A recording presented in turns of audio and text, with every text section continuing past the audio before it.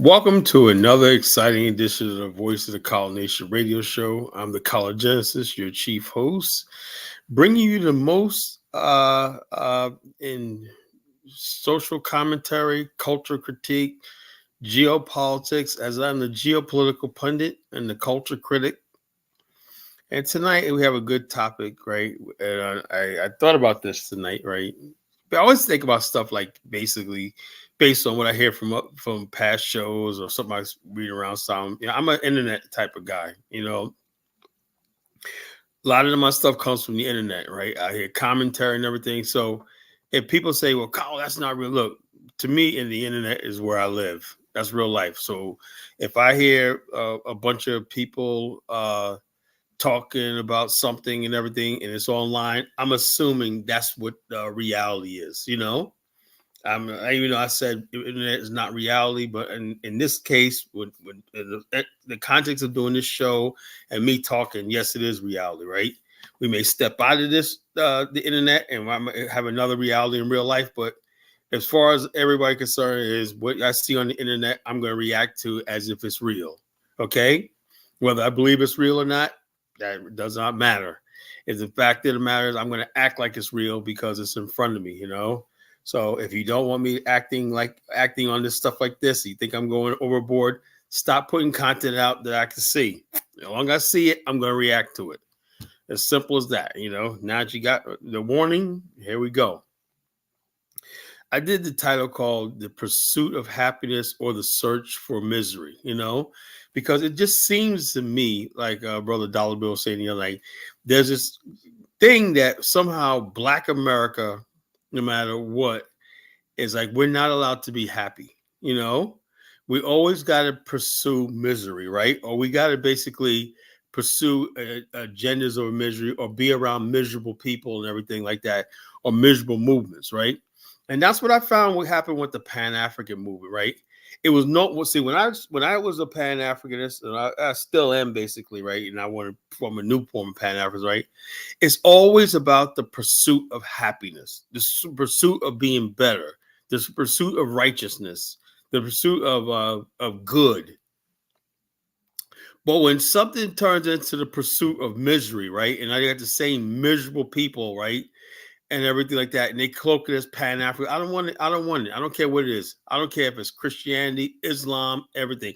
If it does not bring me happiness, I do not want it. Okay, because I'm the type of person, right? I think I deserve to be happy, and I'm very happy with my life right now and everything. Why? Because I wanted to be happy, right? And there's an old saying, the laws of power: avoid the unhappy and the unlucky, right? The unhappy people are generally unlucky. And if you hang around unlucky people and unhappy people, you will be unhappy and you will be unlucky. Okay. So basically, we have to distance ourselves from people who are just luck is not on their side. It is what it is. So you call it luck, but some people call it blessings of God, whatever like that. Or some people say you outright cursed, whatever. You can't don't put no hex on me. When I don't want that. I don't want you jinxing me. That's what we have to be. People coming around you with chronic failure and losing all the time. They got one miserable story after another. Let them go. You got to let them go. Pray for them, wish them a lot of luck and everything like that, hope like that. But you cannot why? Because you'll be pulled down into that mess. For example, last night where I talked about Afro's think tank. Now that is the pursuit of the search for misery. He's living in a dirty part of Nigeria and everything like that. Brandon roasted him, talking about wash your ass. Well, the guys don't like he bathes, whatever like that. What are you pursuing? You got a wife and kid over here, but you take all these months to go over there for some dusty village and dirty, filthy village in Nigeria. Why? You want to search for misery, and then talk about, oh yeah, I'm over here. You're not okay. What about your investments over there? Are you making money? No. And so the bottom line is this: there are people, right, who get into the movement, right, and they search for misery because misery is like real to them, right? Oh wow, I'm out here struggling. I don't want to struggle, I'm keeping it real. I'm struggling. You don't know what it's like, Colin. I know I don't want to know what it's like, and I don't want to know what it's like. What's up, G? I don't want to know what it's like. You want to be miserable. You stay miserable by yourself. I don't want any part of it. Then Elvis says last night, well, Kala, Afro's think tank is showing African Americans that they can live without running war electricity. I'm sorry, Mr. Elvis, I don't want to live without running war electricity. I don't have to. I'm sorry. You know, there's many things in life and whatnot. I don't feel that. I don't understand something. How does somebody come here from a dusty ass part of Liberia, can come all the way to America, enjoy what our ancestors built in America, and then tell me that I'm not fulfilled unless I go over to some godforsaken part of Africa with no electricity and no running water? Until I do that, I'm not keeping it real. No, I'm sorry. I'm about pursuing happiness. Yes, I'm happy with my life I have here in America. I'm happy, I don't want to pursue misery in the name of getting close to my African ancestry. No, it don't work like that. I'm sorry, Mr. Elvis. It does not work like that. Do not tell me I got to go someplace and go without electricity and running water. I don't want to know it's like without electricity and running water. I don't want to know. I don't care. I'm about pursuing happiness, and I cannot be happy without running water, electricity, having flushing toilets and everything like that. I need those basic essentials, So excuse me if I'm not trying to search for misery to make you happy. Maybe I'm just not African enough. Okay, fine. That's fine. I can live with that. I'm at the point now where if Africa means being miserable and all this stuff like this, I don't want it. I don't want it. I always thought when I got in the Pan-African movement, we're going to have a big come up and build things and everything. Look what I'm talking about. This is exactly what I'm talking about. Afro's think tank is looking for authentic identity beyond history. Say, look, so basically, because my ancestors were enslaved in America, right? Which to me was a flex, because I'm glad my ancestors were basically enslaved in America. I'm glad that my ancestors took that boat and went. I'm like, I feel like I'm the lucky one. I don't want to be in no fucking rural part of Nigeria. I don't give a damn about no identity outside of what I have right now. I think my identity in America is the best. I think being Black African American is the best. So what the hell I need to go to friggin' some authentic identity and whatnot? What the hell has that got to do with it? Yeah, our ancestors said, so is Africa. Africa was a slave too. Africa's still in change right now. So we got Chukwu, got all these morons. They're gonna be here tonight. The people who search for misery, right? And then those of us who are pursuing happiness, right? And it seems like happiness is being far away from these stupid, dumb, degenerate Africans as possible. I just came to that conclusion, man. More you're away from these people, more you're away from Caribbeans and all these other friggin' stupid third world people, the happier you're gonna be. I'm just coming to that conclusion. They're gonna prove everything I'm saying tonight. And I never thought in a million years I like this, but I just had, like I said, when I went to Liberia this past time, I had a revelation, right? I realized these people right here, these third world people, we're on a different level. You got third world people, right? We're the only group of first world Black people in the world. That's it.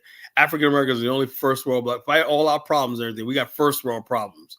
I'd rather have my first world problems than this shit. Talking about you can live without electricity and running water, Colin, get a more authentic African experience. I don't want your goddamn authentic, dirty, dusty African experience. I'm sorry, I can't do it.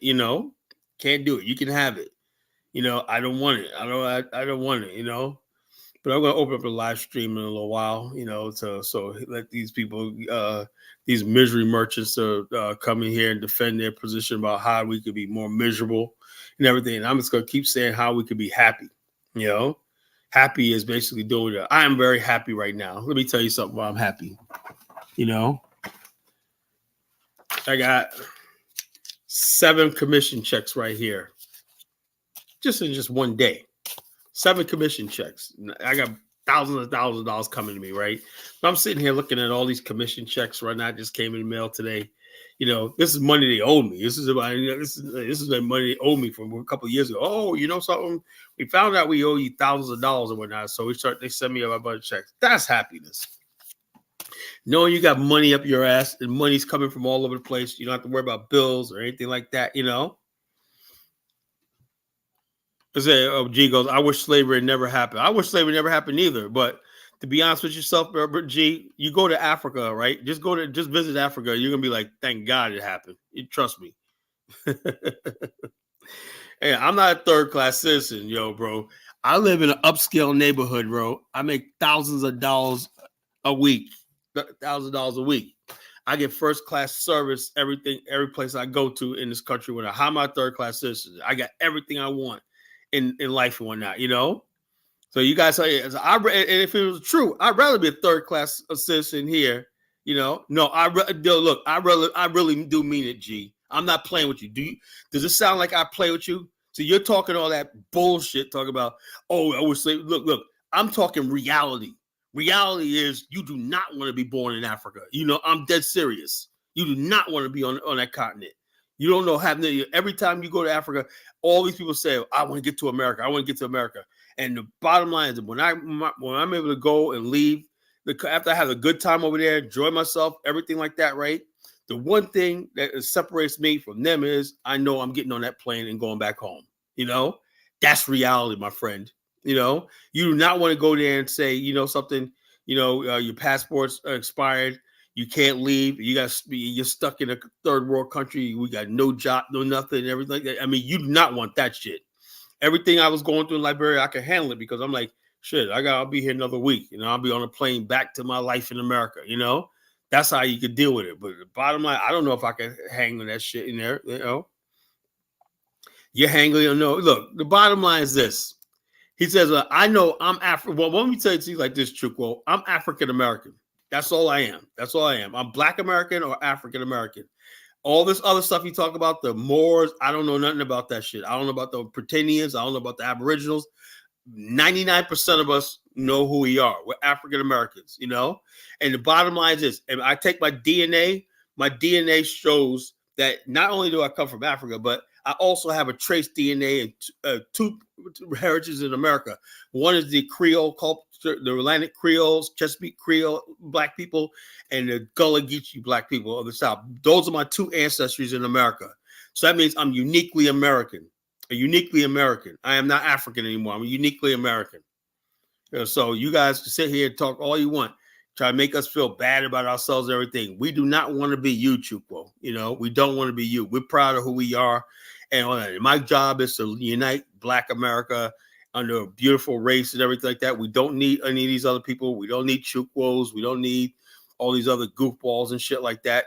The bottom line is Black America only needs itself. That's all we need. We don't need all these friggin' goofball people selling us their misery, you know. Chukwu is a misery merchant, you know. He also sells us his misery. You don't know who you are. Look, yeah, like it really matters, you know. I'm African American. We're not going nowhere. So live with it. If you can't live with it, you can go to hell. How about that? You know, we don't need your advice. We don't need your opinion. We don't need nothing from you, you know. So you guys keep obsessing over us all you want, you know. You don't. You're not happy. When at the bottom line, we are happy. You know, you're just upset that we don't give a shit about identifying with you. You know, you're not one not happy. You need us to validate yourself. That's why, because you're miserable. Happiness is staying away from people like Chukwu and whatever bullshit he comes from. You know, the Moors has several. The Moors have two. There's the Bilal and the Haritans. The Haritans were the black slaves, I believe. No. The Bilals were the whites, and the Haritans were black. You know, Haritans were black. You know, so just like you have a Black American and white American, you have white Moors and black Moors. You know, simple as that. People say the Moors were not a Black African culture. It was like a Middle Eastern culture. They had black people in the Moors, right? There were people who were slaves and everything. They eventually became sultans and stuff like that. But for the most part, it didn't originate with black people, you know? You know, the Moors were mostly Berbers, you know, not even Arabs. They're Berbers and Bedouin people, you know, of the North Africa and the Mediterranean. You know, I hate when people try to pick the Moors out to be black Africans. They were not black Africans, you know. The Almoravids, if you say who the Almoravids were, they were like a Berber people who conquered West Africa, you know. And Mauritania was part of the Roman Empire, you know. Mauritania. Mauritania just means dark or hued, whatever like that. The dark, whatever like that. Mauritania. Everything when you say mortal, whatever like that means dead. Yeah, the Berber people in North Africa. Yeah, but the Berbers in the culture is similar to the Tuaregs, and they even say the Berber culture is also similar. The Berbers are actually related to also to certain Sudanese people and certain Kushite people, and certain Ethiopians, are considered are related to the Berbers. But the Berbers are, yeah, mostly in North Africa. They've been there they're the only really indigenous white people of North Africa, of Africa. They've been there for like 7,000 years. No, Mauritania is not an Arab word. Mauritania is a Roman term. Mauritania was a part of the Roman Empire. You know, Sudan means Bilal el Sudan means land of the blacks. Mauritania was a white province. Mauritania was a white province. That's another thing. Land. No, Mauritania was not black. Mauritania was white. Berbers. There were Berbers and Almoravids. The Almoravids. Look up who Almoravids were. Those were your Moors. Almoravids and Vandals and people who were Vandals. Vandals were Germanic people. And Almoravids. Those two groups of people dominated North Africa. Moroccans are part Berber and they're part Germanic people. They're called Vandals. These are Europeans that came from Northern Europe that settled in the Western Sahara Desert. Trust me, I know my African history. I studied this really, really well. Nobody could come here and tell me anything about what's going on the continent. So the funny thing is, like I said, when I do my DNA, when I have ancestry in Mali, right? But not one DNA. I've never seen anybody African American that has DNA that comes from Mauritania. You think anything strange about that? No African American has DNA come from a thing like that. So the Almoravid dynasty was in between the Roman Empire and what we call the Islamic conquest. And it was basically a Muslim place. The black man there who hate black women, diverse says he want to kill. Look, who cares what these friggin' stupid? This guy here, this guy man is a weirdo. Just like I said, the search for misery. Here comes Chukwu with more misery. The black man who hate black women. I don't fuck with black men. I don't think they hate black women, but I'm not a black manosphere. And the divestment who want to kill all black male babies, Cynthia G is not fucking relevant in anything else, Not a sign of having. So what does simple Cynthia G and the black manosphere have to do with 45 million of us, Chukwu? You guys basically sit back and black people are look, just shut up, shut up. No one's thinking about friggin' Cynthia G. No one's thinking about the black manosphere. So you could kill that noise and everything. The pursuit of misery. Here comes Chukwu with more misery. You got any more misery, Chukwu? Anything else you want to tell us about? The pursuit of misery. You cannot be miserable for the rest of your life. You got to pursue happiness. And I'm at the point where I'm pursuing happiness. Pursuing happiness is not worrying about problems I cannot solve. Pursuing happiness means not trying to worry about people who never going to like me, never going to hate, never going to be with me, and just hate my guts. I don't really care about this no more.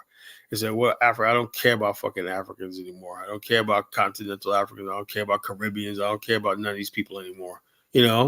I don't even really care about Black America, to tell you the truth. If they don't get the act together, fuck them, But the bottom line is this: but I have hope that I could build my own people, and we could basically build Black America from coast to coast to sea, shining sea, like we once had, and everything. And we could rebuild a relationship between Black men and Black women in America. That would make me happy and everything like that. And we could leave this stupid Africa shit alone forever. We just go about our way. That's what I feel. That's what I see. Then if we want to go to Africa and visit, like we're planning a tour next in 2026 to Liberia. If you want to go on a tour, let me know. $4,500. If you can't afford $4,500 in 2 years, almost 2 years, there's something seriously freaking wrong with you. You need to turn in your man card and everything. The $4,500 to go on a tour with Bomani Tyehimba and College Genesis and everything, a tour of once in a lifetime. I'm not. I've given a hope on Africa. Look, I'm just, I'm just being real with you. I'm just being real. I've been doing this for 35 years, and the bottom line is, at some point in time, you got to cut it off. It said in the Bible. Sometimes at a point you got to cut it off. I'm not giving up African people, but these people are hopeless. Africa's hopeless. They're hopeless because they want to be hopeless. They don't want to be saved. They don't want to be saved. They think it's best to fight with us all the time. When they have no fight for the white man, the Lebanese, the Chinese, anything like that. All they want to do is get online and talk shit about us all 24 hours a day. So after a while, we're just like, hey, look, that's why everybody's throwing their hands up. Even Brother Bomani, we're like, doesn't mean we're giving up on the continent, but we're giving up on the idea of this idea is going to be this black love and we're going to come together and love each other as African people. That's bullshit. It's not going to happen. It's not going to happen because Africans are too tribal. They're too stupid, and they just basically want to do what they want to do. And they're not interested in happiness. And they're pretty much unlucky, That's what it is. That's what it is. You don't care about Black America. Look at that. We're getting bred out, replaced. I don't, what is Hispanics going to, like this, We're not a damn underclass. What the hell are you talking about? Most Black people in the middle class. We don't know. In my city, my area right here, the median income is like $85,000 a year. And about a third of the population is Black. There's no freaking underclass. In Virginia Beach, we have nice Black communities. We have no Black ghettos, no Section 8, none of that shit in Virginia Beach. Real nice city, the largest city in Virginia. About a quarter of the population of Virginia Beach is Black. We got Black people doing all kinds of businesses, restaurants, doing everything here, car dealerships, everything, So this idea, there's a permanent underclass, like every Black community is friggin' the rough parts of Memphis or something like that, or the South Side of Chicago. So all these guys do is want to show us misery all the time. They're like this. So I'm not gonna live in your misery. That's your world. You think that we have is just misery. I'm living in my happiness. Like I said, I'm making money. Thousands of dollars came in the mail today for me. Back money they owe me. One of my companies that I work with owe me. When I got money, I'm making money hand over fucking fist. I don't know what Dr. Claude Anderson says and whatnot, but Dr. Claude Anderson did his Powernomics and he failed. I love the elder and everything like that, but that don't mean they're right. A lot of people have these theories about Black people and everything. Blah blah blah. Black people need this, like this. And look, bottom line is look at the richest Black man in the world. David Stewart, $8 billion. $11 billion, richest Black man in the world. He did it in America. What is Dr. Claude Anderson? Is Dr. Claude Anderson a billionaire? Is he a billionaire? Did he make $1 billion? Does he have any business success? No. So why you keep saying, Dr. Claude Anderson? You take anything you say with a grain of salt. You only listen to him because he says what you want to hear. How bad, look, there's people who basically grift and poverty pimp off Black people every day. But the bottom line is we make a mockery of these people because Black people, despite everything, we still succeed. Despite everything, we still succeed. Despite these miserable leaders and stuff like that telling us what we can't do and everything, especially these young Black kids out here now. These young Black kids out here are opening businesses left and right. They got the young Black generation here is on fire. There ain't nothing you can tell them they can't do. They open up kind of businesses and some of everything. Young people in their 20s. I'm like, shit, man. They're like me when I was that age, on fire. People got businesses where they're employing people and everything in their 20s and 30s. I'm like this. So Black America is taking off and whatnot. And those of us who are happy, we're linking up with each other and we're building with each other and we're encouraging with each other, The only thing we really need now is I saw this one thing where there's a Black couple created nice houses, affordable houses for middle-class Black people. We need more of that because housing thing is, what we want to do is build new housing communities and everything like that.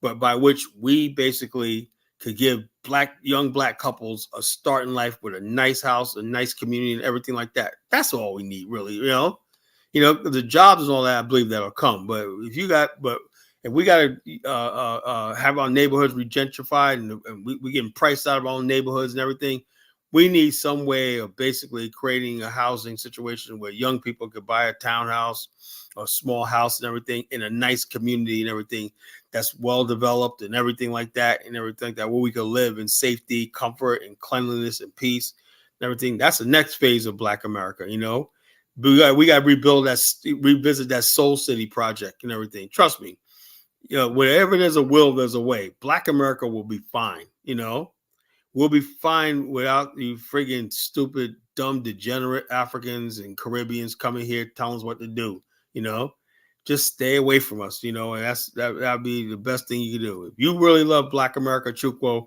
you stay away from us and don't just disappear. Don't say nothing, Stay away from us, Bruce says, Colin, can you comment on recent tragedy? I don't even know about tragedy of Burkina Faso where Al Qaeda slaughtered. I don't know. I don't. You got to get St. James on that. I never heard of it. But bottom line is, I'm not. What is this notion that 95% of Black children can't read and write? Do grades? Where does he get these? Chukwu, where do you get these statistics from?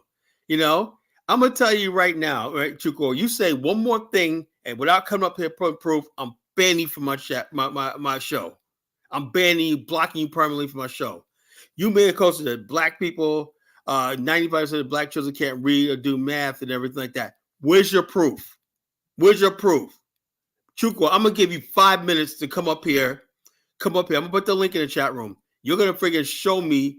You're going to show me where you got that statistic from and show me where it's peer reviewed and it's actually something like this. Man, if that was the case, that would be international news. So, Chukwu, you got 5 minutes. It's now 11:29. You got to 11:35 to come up here and tell me that, or you're getting banned for good. You're done on the show for good. So you got 5 minutes. I'm giving you 5 minutes and 6 minutes as a grace period. So you better come up here. I put the link in the chat room. You better come up here and explain yourself. This is what I'm doing from now on. I don't know if everybody else want to run their shows, like let anybody come up here and say what the hell they want to say. And it's unchallenged. No, you're not going to do on the show. If you make an assertion, then you better come up here or else I'm banning you for good. So you got to 11:35. What's going on, Dollar Bill? Hey, how you doing, man? When you call on Chukwu, I'm waiting to hear his statistical facts. Okay, all of that. Bottom line, he's not up here in 5 minutes, right? With some facts and figures and whatnot, he's gone. He's gone. You will never see him again. So what do you think about my topic, right? So all these people, everybody, all they do is pursue misery for Black America. You ever notice that? Oh yeah, man. I'm sick and tired of it. I'm sick and tired. That's why I'm walking away from the Pan-African movement. Nothing but a bunch of friggin' degenerates. You ever notice that everybody who's a Pan-African tend to be a low achiever in life? You ever notice that? Well, like I was telling Baruti that the other day, man, is that a lot of these brothers, they took an oath of poverty, and it's sad. Yeah, I know. I'm not taking a damn oath of poverty. Yeah, and a lot of these brothers were doing that. They were trying to take an oath of poverty because they wanted to be in solidarity. Yes, sir. I just got $3,000 in my hand just today. So some company owed me money. I forgot. I didn't even know about it. So we owe you money. Called our accounting department. I got $3,000 in my bank, my pocket right now. They just came in the mail. That's $3,000 worth of checks. I love that. I love to see them checks man. Coming in. That's better than getting direct deposit, man. Seeing them checks, looking at it. Right. Money that just owed to me. That was owed to me from like 4 years ago. I was talking to a friend of mine. I hadn't spoke to him in a while, so I got on the phone. In fact, he told me with is it Workman something in Virginia, Mechanicville. He lives in Mechanicville. Are you familiar with that area? Mechanicville, yeah. Yeah, he lives in Mechanicville out in VA, and he's a tax man. And, good brother, graduated from Shaw, Oh, You know, I mean, you mean tell me you got a good brother who graduated from college as a tax man? Well, according to Chuco, that doesn't exist, man. You know, Chuco, you got 3 more minutes, Chuco. You got 3 more minutes. You got three more yeah, I minutes. know. Three You more know, minutes, Chuco, or you're for gone. Chuco, everybody is poor and Everybody's poor and broke down and out. Whatnot. These people, who are these people that sit around and search for misery all day? Black yeah. America this, Black America that, whatnot. I Dude, I'm lost seeing, contact with another friend of mine who lives in Virginia, and he's a biologist, and his wife, and he's black too. these are black people. Can you believe it? Damn, man. And he's not a he's Nigerian, is he? Now he's African American brother. And he's African American. Oh man, African that's hard to American, believe, man. and he also his wife, she's a system analyst for the government from Washington D.C. So I'm they assuming live she's in. African American too. Yes, she is. Yes, she is. Man, Man. it's just something else, man. And what those amazing African Americans, man. I tell you. So this brother's a real deep biologist, and I lost touch with him, like I lost touch with my other brother who has his own, tax company, and we were just chopping it up. And I was talking to him about retirement, and he was giving me advice about when I should take Social Security. He advised me not to take it when you're 62 years old. Yeah, wait till you're 65. Yeah, he was saying that wait, because especially if you're going to get a good pension and you don't need it, if it's something that you don't need, don't take it right away.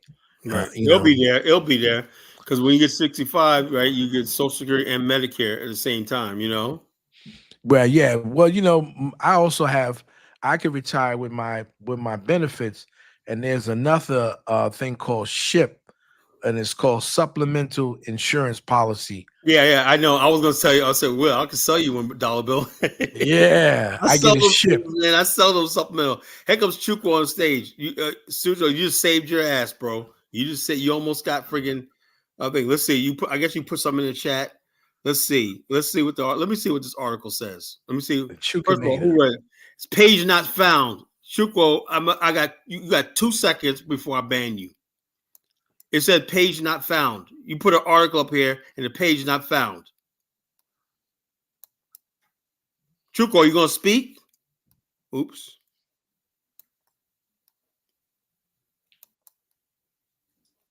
Chuco, are you going to speak?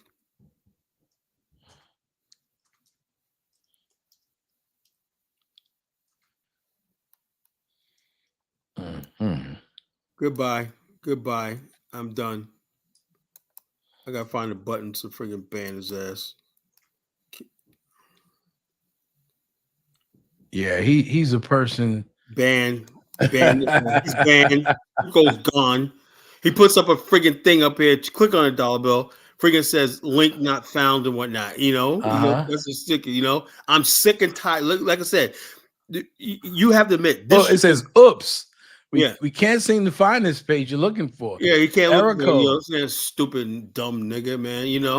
And the bottom line is this: you can't find the lies that you're trying to profess. That's what I'm saying. Can't find his lies and whatnot, And so he's gone. Let's go to the Ku Klux Klan and let's see if they have it on their vital statistics. Of course, that's what I'm saying. It's the Ku Klux Klan. Probably on a Klan site. And this nigga sits there and listen to Klan. Chuco probably sits there and listen to Klan neo-Nazi propaganda and porn all day. Exactly. I know what mind is fucked up. That's how they think. They think in terms of extremism. They sound like he's a complete sociopath. This guy. Yeah, he's got. Here's Aunt Nam again, and something similar. He's a teacher. Why don't you ask him? Aunt Nam, why don't you come up and stop hiding? I think you're a white guy. I'll be honest with you. All these clowns and whatnot. All they just sit up here, Black America this, Black America that. What the hell, man? Fucking search for misery. And the bottom line is, like I said, I'm fighting a war. We're literally fighting for our lives, man, our reputation. And like this show was ground zero for protecting Black America without becoming xenophobic and anti-Black, anti-African, well, like the FBA ADOS movement. That's how we lost a lot of people, because people they saw all this abuse being thrown at them and whatnot, right?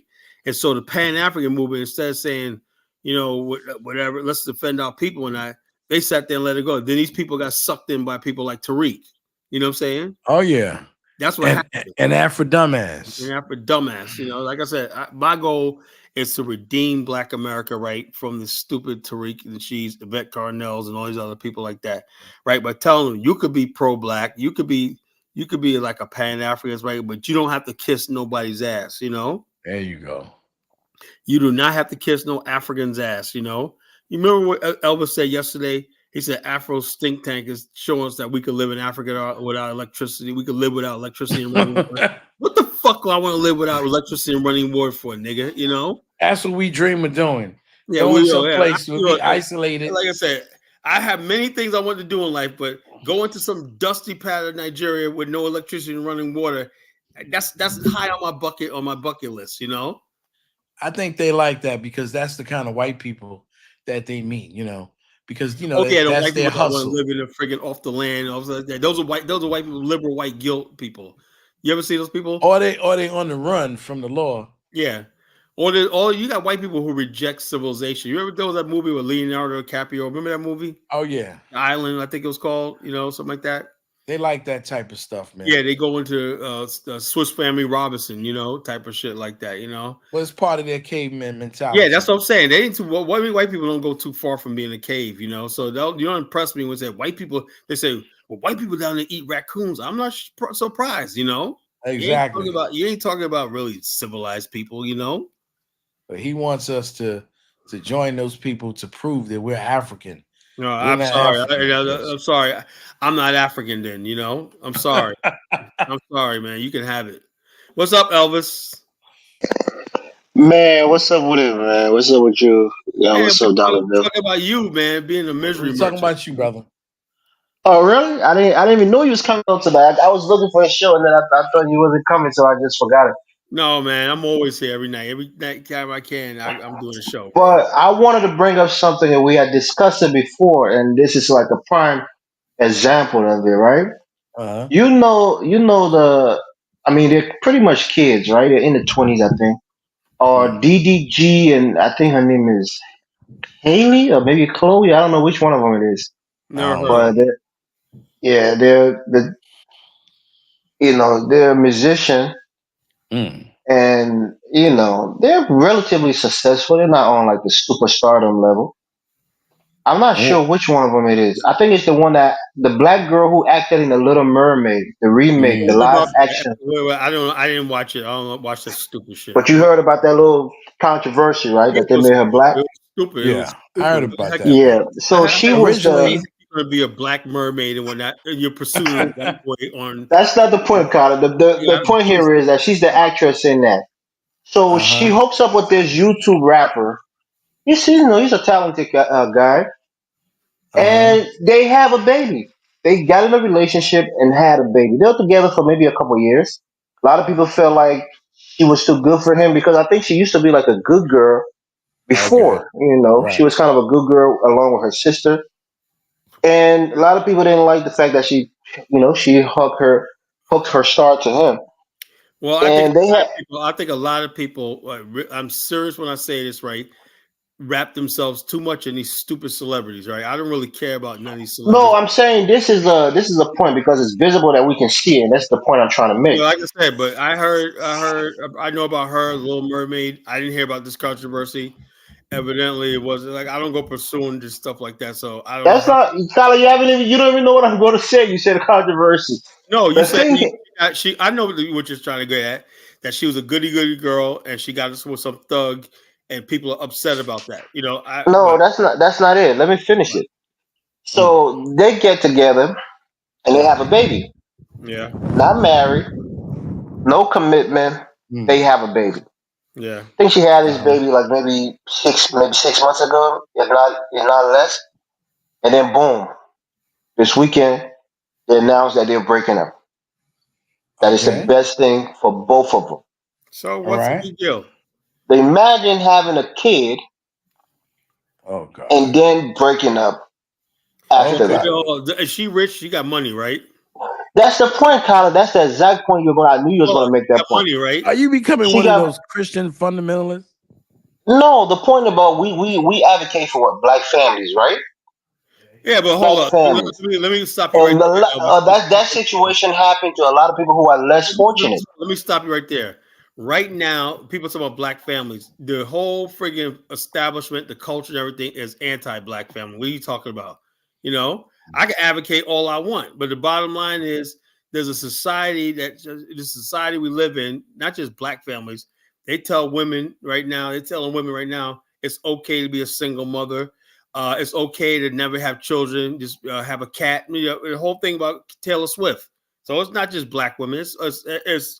It's women in the West in general are foregoing marriage and everything like that because they say it's oppressive. You know, this has been No, going my on. point here, Kyler, is the irony that it's what's best for them and not what's best for their son because they're leaving, Well, you know, and that child's going to have to I can't be say that. raised in a single parent household. Maybe if Okay, they know okay, what's better. hi. Oh, Mr. Dime is on the platform. What's up, Mr. Dime? Greetings, Chantel. Oh, yes, that's Chantel. Okay, I didn't see her. Okay, greetings, That's what's up, everybody. man? Chantel. Greetings, everybody on the panel in the chat. Look here, Good Elvis. I greetings, wanted to address you. Chantel. I'm glad you came up because I was attacking your ass in the chat. Hold on. Me? Yesterday, Oh, yes, man, I missed a lot. I thought I. no, no, no. Let me speak. Was it me or who? I'm Dollar Bill? talking to Elvis, sir. Okay, ma'am. Thank you. You keep throwing yourself in front of me. I don't have anything against you. Please stop. I just Okay, asked the question. no. I'm sorry. Oh my I did God. not mean to upset you.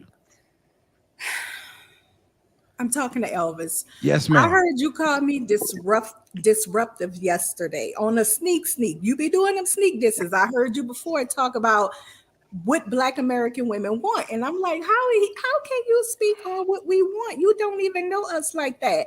So it's a lot of little sneak disses you be doing, Elvis. Now you up you. I heard you arguing one time with a brother about Diddy, as though the same shit don't happen in African countries. Men messing with little girls and men raping women when there's no laws to protect them. And you acting like you so disgusted with it that Black American men are doing it. Come on now, let's be real.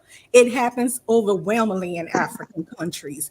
Number two, you said yesterday on not yesterday, but when we last was on the panel together, we was talking about marriage or whatever. So you was like, I have some devastating news that they said the divorce rate is up.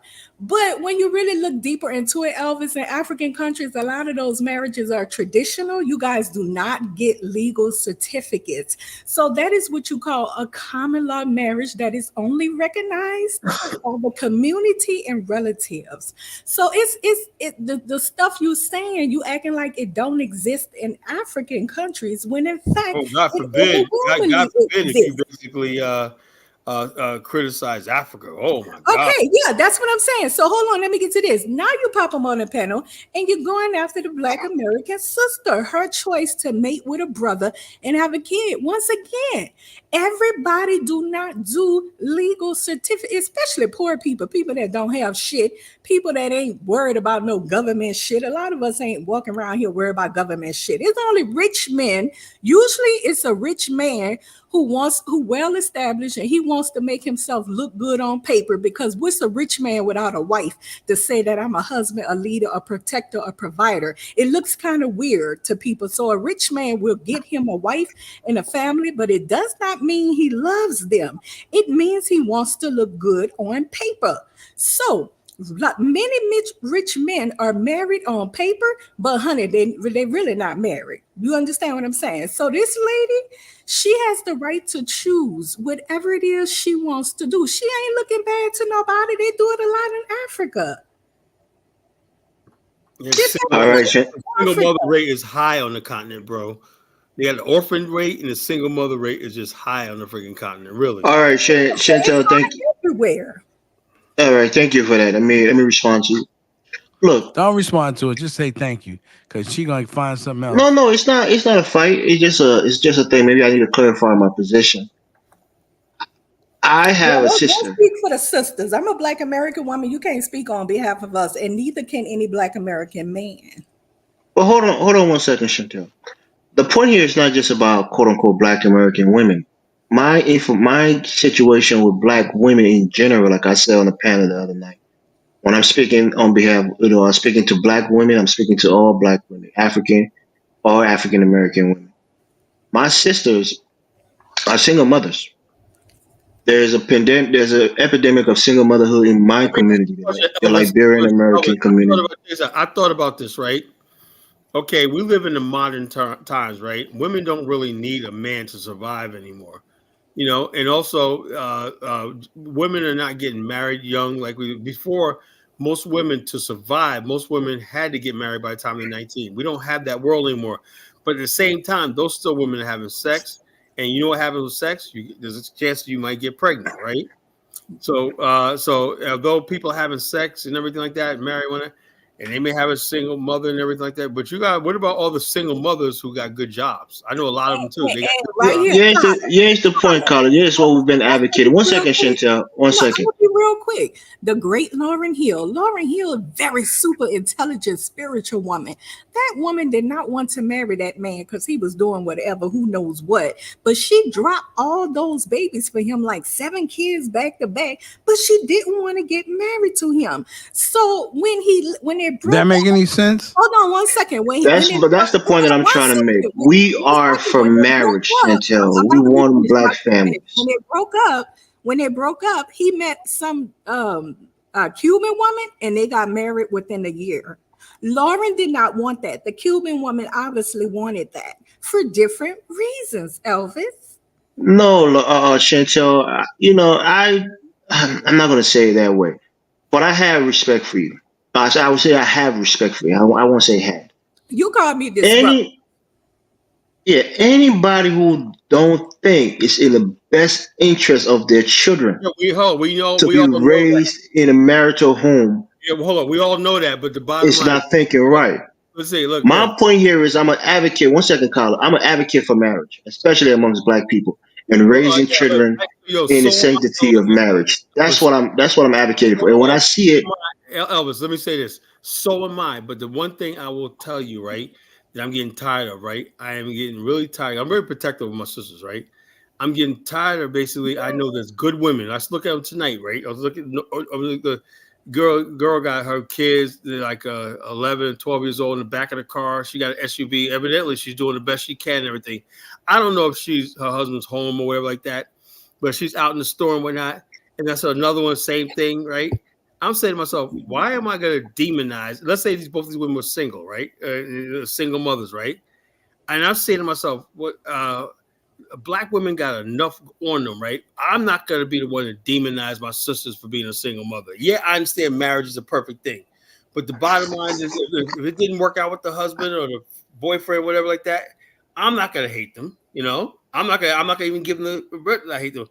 I'll say, hey, look, now I could be doing more, saying that I'm helping raise a kid, but I'm not going to do that either. But I'm saying I'm not going to judge people and sit up there and say, you should have had a kid in marriage, or you're a bad parent, or whatever like that. Why do that? Why hurt people like that? Now, the point I was making with that whole story that you didn't let me finish is that their kid, right? They're both, relatively well off, but you break up after you had a child.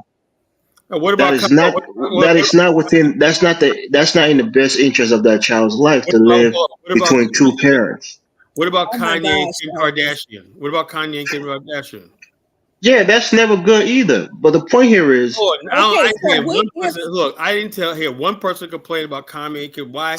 Because Kim's a very powerful woman, right? And Kanye's a real rich man and whatnot. And nobody said one thing. But I think they had a kid after they got married. So they had the kids in the confines of that. But the bottom line, the reason why you don't hear nothing about that, right, is because people are saying, you know something? Despite the fact that Kim Kardashian is a single mother, I wish I was in that position like that. She's a billionaire lady. He's a billionaire and everything. Those kids got everything they need. Carla, you're missing the point, Carla. So you're missing the point here. We have to have kids in two parents' household. What happens if they divorce? So in other words, basically, you're saying that I look at Northwest, Kanye's daughter, but she don't know she's missing anything. What happens if they divorce? I mean, Carla. I mean, you said these crazy. I don't even understand you, Carla. You're being two-faced. You're being two-faced. So you know, in the real world, people get divorced. That's fine. Divorce is not something that I advocate for. But I'm saying start families and have families when you're married. You want that. You advocate for that, Carla. When I was a kid, you know what the worst fear I ever had in my life? My parents getting a divorce. Every time they're fighting everything like that, my worst fear was them getting a divorce. Then when I was like 17, right?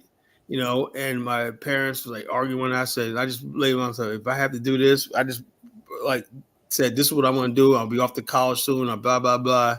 I'll be out of the house and everything like that. But the bottom line is my parents worked it out. They worked it out. Sound like you wasn't happy, sir. Oh, me? In that household, yes. Yeah, I was maybe it's my Christian value. That's that's what I'm projecting. Maybe. Talking about Elvis. Okay, let me say this. Aunt Ma'am said you were simping, Elvis. No, I call out whatever it is. You know what I'm saying? I just call it out. I don't do the, you know what I'm saying? Oh, he's my good bestie on. I call shit out. I'm sorry. Oh boy, Jonathan Miller. Here we go. JM, what's up, man? Sure, here comes the bullshit. Come on, Jonathan. What's up, Dollar Bill?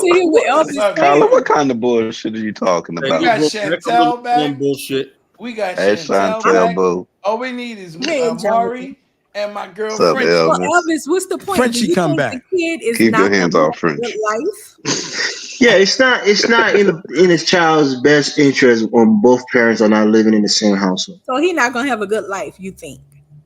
He probably have a better chance than somebody who didn't have the means of his parents. But you need those two energies to be raising that child in the same house on a day-to-day basis. Wait a minute. So for us who haven't been raised with male figures or female parents in a household, we fucked up. Yeah, it's not ideal, Chantel. You should never want that for your child. Chantel. Yes, you are. For us who grew up in a house with one parent, a single parent, yeah, you messed are up, you Chantel. assuming we fucked up? Yes. No, I'm saying it's not ideal. You can be fine. You can be fine now, but it is not ideal to raise children in a one parent household. It's not ideal. Why you advocate. What happens because the child, let's say a son, right? A boy, if you have a son, he needs those two energies simultaneously to become a fully a man. He needs a masculine energy, he needs a feminine energy to be raised. He will be deprived of one of those energies, and it may show up in his life in certain behavioral issues, in certain lack, something that he wants. You know, he might be seeking validation from other men through anger, through other means. So it's not the most healthy thing. Case, Elvis. So Say what you're saying is that without a man in a home, like a lot of people say, the home is destroyed. And that's not destroyed, true. But unbalanced. Not necessarily, but it's unbalanced, and it's missing. It's missing something integral to a child's upbringing. It's missing, which is both parents, both energies. In order for you to have that symmetry. Okay, so I completely disagree with you guys. I completely disagree with you because guess what? They got the majority of gay people grew up in a home. Majority of gay people grew up in a house with two. Why do you always bring up gay people, Chantel, in our conversation? How about this one? Majority of the white killers that go in schools had two parents. Majority of a lot of people that's crazy as fuck that do crazy shit grew up in two-parent households. It is not so let me ask you this, Chantel. It's about a lack of Christ. Chantel, I grew up in two-parent. That's why I'm all messed up. Listen, I have a friend on YouTube. That might be it, Carla. Next week you're gonna be a serial killer, according to Chantel. Dude, with two parents, and he do fucked up shit on YouTube. He antagonized rich. Or you gonna wear rainbow pants or something because you got a two-parent family. That's not the case. That's not. I grew up in the house with a stepfather. Pretty much since I was in first grade, honey. Do you think that was a positive thing, having a stepfather in the household with you? I had 3 daddies. I told y'all that before. All of my siblings, we went through each of us. My mom and her. And she looking for a fourth daddy. Grew up in the projects. They all knew each other, the families. So that's how it was. I'm speaking about the household that you live in on a day-to-day. Did you have a man there consistently with your mom? My mother was married over 40 years, huh? So do you think that was a positive thing for you growing up in that household with that stepfather there with your mother? I mean, you can't ask me that because it's like, you know, I haven't missed anything. So you got to ask somebody, you know, who didn't have a parent say, well, I wish, but I didn't see a difference. Well, you No, didn't see a because difference because you had it, right? Right. You How had could it you there. see a difference? Say it again. Well, You couldn't see a I difference didn't because you have a didn't have it. father in the home when I Speak, grew up, Jonathan. Okay. but my partner had a father in the home when he grew up, and we both went to jail for robbing people together. Okay. Jonathan, Thank you, Jonathan. but you had a bad influence on him, Jonathan. It doesn't make And then I got another partner who had a daddy in the home With John, who was a Jonathan, man, longshoreman, you said, and but he you went got- to jail too. So Okay. you can't really vouch for that. What you said, Elvis. anybody can go to jail. Yeah, my Yeah. point here is Most definitely. better for the And child. anybody It's can better. get involved in a life of It's crime. not perfect, but it's better. Check out. Yo, Bill, I'll tell you I something. blame the women like Chantel for making making us go to jail. Papa was a Rolling Stone. You Okay. wanted a good criminal. Damn, man. You failed at being a criminal, man. That's the easiest thing you could be. You failed. No, it ain't. You went to jail. You failed, bro. But Jonathan made a mistake. He's doing a lot better now. No. That's not true, Kyla. You failed, bro. Kyla, at the end of the day, you can say that, right? Kyla, at the end of the day, right? And this goes against the argument, right? That's why. You should have chose something Go else. ahead. You took a poetry and that. You weren't not cut out. You weren't built for that shit. You know. That's why you got stop taking a chance. Kyla. With all due respect, stop it. No, that's fine. I like this. Kyla, at the end of the day, we can legit say that you had a head start. You went to jail. And we still outpaced you. Somebody died on you, or you snitched on somebody. Whatever. That's bad. You know, you failed. That means but you weren't no Kyla, good. that means we outpaced you. But Jonathan, we outpaced you. Jonathan, so you may have had both parents in the home. You went to jail. Jonathan, but we all outpaced you. You have a few kids, right, Jonathan? I got 6. You got 6 kids. You think it's ideal that you're there with their in your child's life along with their mothers? Well, you're supposed to be in their child's life. Right. Why would you not be in your child's life? Well, maybe I should rephrase it. But living in the same household with your kids on a day-to-day basis, you think that's ideal? It's ideal, yeah. That's the point. Kids can grow up and rise above their, the difficulties and become successful in life. That's a good thing. But ideally, kids who are lacking one parent, I believe most of them have behavioral issues. They get in criminal. That is not true. That's not Elvis. We can look at this based on data and statistics. That a person can say that, okay, well, people who live in the ghetto are more likely to get involved in crime than people who don't live in the ghetto. I don't know what that's whether you're single parent or got both parents. Actually, but if you live in an upper community, let me stop and mute you right there. I know the majority of people in the ghetto are hostage to criminals. When 99% of them are law abiding, they don't do nothing, just work and everything like that. And I feel sorry for that people. And the only people that say that are racist. That you live in the ghetto, you must be a criminal. You saying that based on statistics or based on your little personal experience? I know most people I know that live in the project are not involved with no bullshit. The majority of people anywhere are not involved in that. They go to church, they go to Bible study on Wednesday night and stuff like that. That's when you actually be around your own people instead of talking about the shit online all the time. When you're around your people, you know them. Kyla, are the majority it's kind of interesting, right? Whenever I look at movies about either drugs or some kind of gangster shit out of New York, they always coming from the projects. Why they not coming from regular? I have no idea why that is, because the bottom line is even though rappers always talk about being in the projects. I'm gonna play a video about 40 projects. You tell me what you see, Hey, Dalby, you ever seen this video that they did on 40 Project? No. Okay, I'm gonna show you a video of 40 project, one of the largest housing projects in the United States, right? I used to go there for summer lunch. When I was a kid, summer lunch, they used to held us down. The summer youth program when I used to hold us down like steel, man. So the bottom line, I'm gonna play a video of 40 projects. You guys keep talking, and I'm gonna show you this lie that which we call that people talk about people living in the project. When you had school. Can you guys hear me?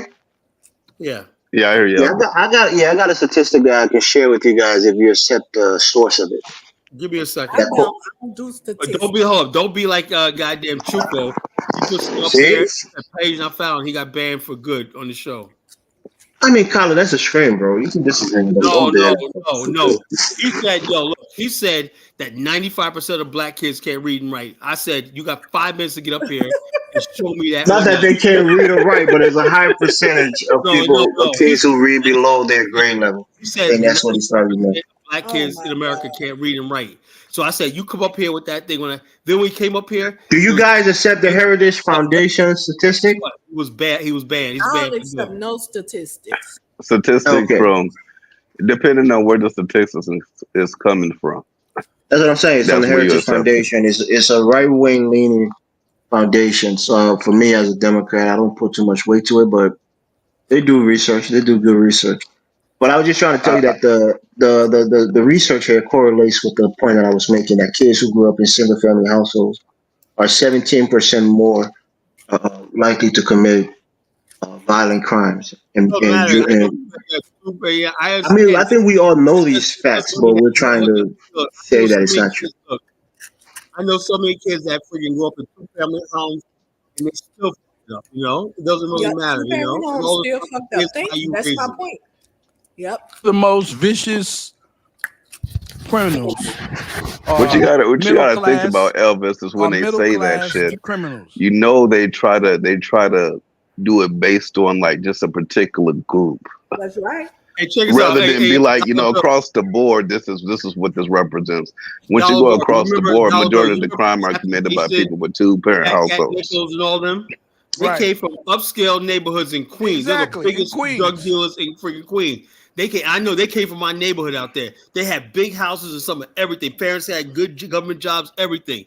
And they ran so much crack. They bought crack and it made millions of dollars selling crack. My cousin lived next door to Russell Simmons. Yeah. And Russell Simmons was a drug dealer. And his family, was a middle-class family. They used to have a doctor families, to come to their house, Dr. D's. Dr. D's was a... Dr. D's nuts? See, now, I'm ignoring that. That was a poor joke. I mean, that name is funny though, Dr. D's. Like somebody setting you up for it. Somebody setting you up for a pun.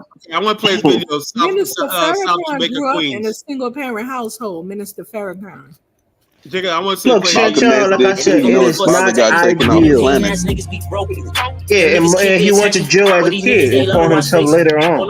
So it's not ideal. No, that wasn't Minister Farrakhan. Yo, what's good, y'all? It's Trees and Stone. And we hear your wifey favorite rapper. This ain't the same one. All I see is one documentary of South Jamaica Queen. It was like beautiful. It was like, really, Colin, we gotta watch this. Violin and stuff. I was gonna play, but I can't find it. Colin gotta prove that majority of the people in the projects aren't. Ben Yusuf is back on tonight. Maybe he has something to say on the topic. Even though that's like a common sense thing. You have people talking about the how back in the 60s they were talking about how they had riots and whatnot. The Black Panther Party was there in Jamaica, Queens, and they rioted and whatever like that. And they were talking about how they organized. I remember I was part of those breakfast and lunch programs that they had and whatnot. It was a fun place to be. They had activities, stuff like some activities and everything. Well, I remember a time we had this thing where we were supposed to go to Battery Park one night, and then the vans didn't show. We were all disappointed. All these kids, like 100 of us, were supposed to go to Battery Park, and the van never showed up. They took a couple of kids and we all sitting out there like we wanted to go to Battery Park, have some fun one night, and they never showed up and whatnot. So, man, just life in those days. But the bottom line is, I'm saying like this. Those are some of the best memories of my life, man. When I was a kid, I was like 6, 7 years old, going to 40 projects with a thing like that. But so, Kyla, you were saying that I was a misery merchant. How so? Because I didn't catch the beginning of the show. I was saying the pursuit. I ain't saying you're a misery merchant. I said there's a pursuit of happiness or a pursuit of misery. When I made the comment about Afro Stink Tank talk about you said, well, at least he shows that he could live without electricity and running water. I said, Okay. That's how the hell are you gonna tell me to live? I don't want to live without electricity and running water. Just to fucking show I could live in Africa. I don't want it. That's pursuing misery. Why would I want to? Carla, did you ever try to live in Liberia though? What? Liberia has electricity and running water, and I would not live there if it didn't. Not everywhere, and it's not consistent. Yeah. 95% of the John blacks got don't you know how on to read. contrary one night, So Jonathan, you gonna tell me? Nah, live that's without not being a electricity? contrarian. We got another Liberian that grew up there. You're gonna tell me you're gonna live without electricity and running water, and that's okay. There's something wrong with me if I don't. Is that what you're saying? Nah, some people do it for the experience of it. Don't call me. Yes or no? Kyler, you always got smoke for Jonathan. I don't know We why. got light right now, brother. Okay. You want me to go run water? I'm glad you want me to go run water and be a jackass? Agree what I'm saying. That whole electricity and water thing is not all Nigeria, sir. No, hold up. I'm not saying just like it's not all Liberia. Hold up. First of all, you don't have to live in an area with no electricity or water. I say that, right? I'm saying that somebody said that Aunt Nam said, and Elvis agreed with him, that you could live in Africa without electricity running. Afro Stink Tanks prove that. I don't care what. Oh God, Kyler, leave that man alone. He doesn't have electricity. I can't live with that. Sorry about that. You can, but other people can. No, Kyler, that's Colin, a lot of people are happier when they're in nature. Hold up, Elvis. Why don't you go back to Africa and live without electricity and running water? Why? No, because I'm like you. I can't. I don't want to, but other people can. That's what I'm trying to say. You have to understand it from their perspective. Hey, Elvis, I got to give up this shit. Yeah, go ahead, man. Yeah, and it called the Dark Continent for a reason. Yeah, it's called. I don't know what it's called, the Dark Continent. Maybe it's because of the race, or maybe because there's no light. Nah, that was called the Dark Continent before the electricity was even invented. So it's based on the race, not electricity. In America, people, nobody lives off the damn grid in America. A lot of people live off the grid in the United States. What are you talking about, Colin? People live. No, they don't. But they can. They some temporary ass live off the grid people. Yeah. The bottom line is this: I had this guy right here. This guy, his name J Dub, right? A couple of years on Block Talk Radio, and at the time, all right, I think he was like I think I was like 40. And he was like around 7 years, he's like 47, whatever, like that. He was one of Chef Rob's boys, right? And he was like, well, Colin, I live off the grid and I'm self-employed. I broke it down to him. Where it was he was homeless. He has some side hustle, right? And it's off the grid means he fucking has an electrical generator living in some shack somewhere, Oh, Colin. Look, some people like it, Colin. Negroes say they're living off the grid. They just want to avoid the inevitable. Look, I like the amenities that we get. The running water, hot and cold, heat, AC. I like those things. Colin, the only thing I'm concerned about, how are we building an Afghanistan after Africa develops? Well, the bottom line is the idea I had. Well, first of all, one thing I'm not going to do is I'm not going to talk about it no more. If you want to know about what the Afghanistan right now, do like friggin' Dave did, went to the website and saw what we were talking about. Don't let Jonathan Miller get under your skin, Colin. Right? He's just trolling. I'm asking because if we're building Afghanistan, are we starting in an area that has 24-hour electricity? I'm not going to answer your question. You want to know? Go to the website. That's your answer, Jonathan. You got the answer now. Go to the Go to the website. Don't ask me no damn question. If that's okay, we might as well build Afghanistan in America. I'll just put the question one out. 2 seconds. Take you to click on the website and learn all you want to know about what we're talking about. Don't be sending people to the website, Colin. You remember what happened the last time? This is a BAL website. I don't care about that. I just send people my business address. That's where BAL website is where I shit. Oh gosh, Colin. Same places. Colin, I went to the BIO website recently. Well, bottom line, did you go to? Is Jabari running the website? Say change your name and just put Colin. No, I'm not gonna change name. That way nobody gets your actual name again, so they can Google you. I got the trademark of this organization. When I'm the one that freaking put this shit together. I founded the organization. I founded. Elvis, stop trying to trigger Colin, man. You know? Stop that. Dollar Bill, you are, man. Stop, man. I gotta be the voice of reason. Yeah, Elvis. Okay, I'll be the voice of reason. Colin likes to give people shit, so sometimes we gotta give him back that same medicine. We gotta give it back to him. Listen, let me just say this because Am is getting on my nerves. So let me just say this: there's a difference between reading on school or on grade level and not being able to read at all. There's a big difference. So if you can see that a lot of things require just to have a 7th grade reading level and communication. I know most people come on Block Talk on here don't have 7th grade reading level. So what we talking about? So when you say someone doesn't know how to read at 95%, okay, you're going way off. Okay, but there are quite a few number of people who are reading below their grade level. Below the grade level. But that's the big statistic. They can't read it right. But let me just say this. My father-in-law was able to get a successful business. He was able to speak several languages, self-taught, and he went to night school for a few of them. He was able to travel, never been in the military, with a 7th grade education.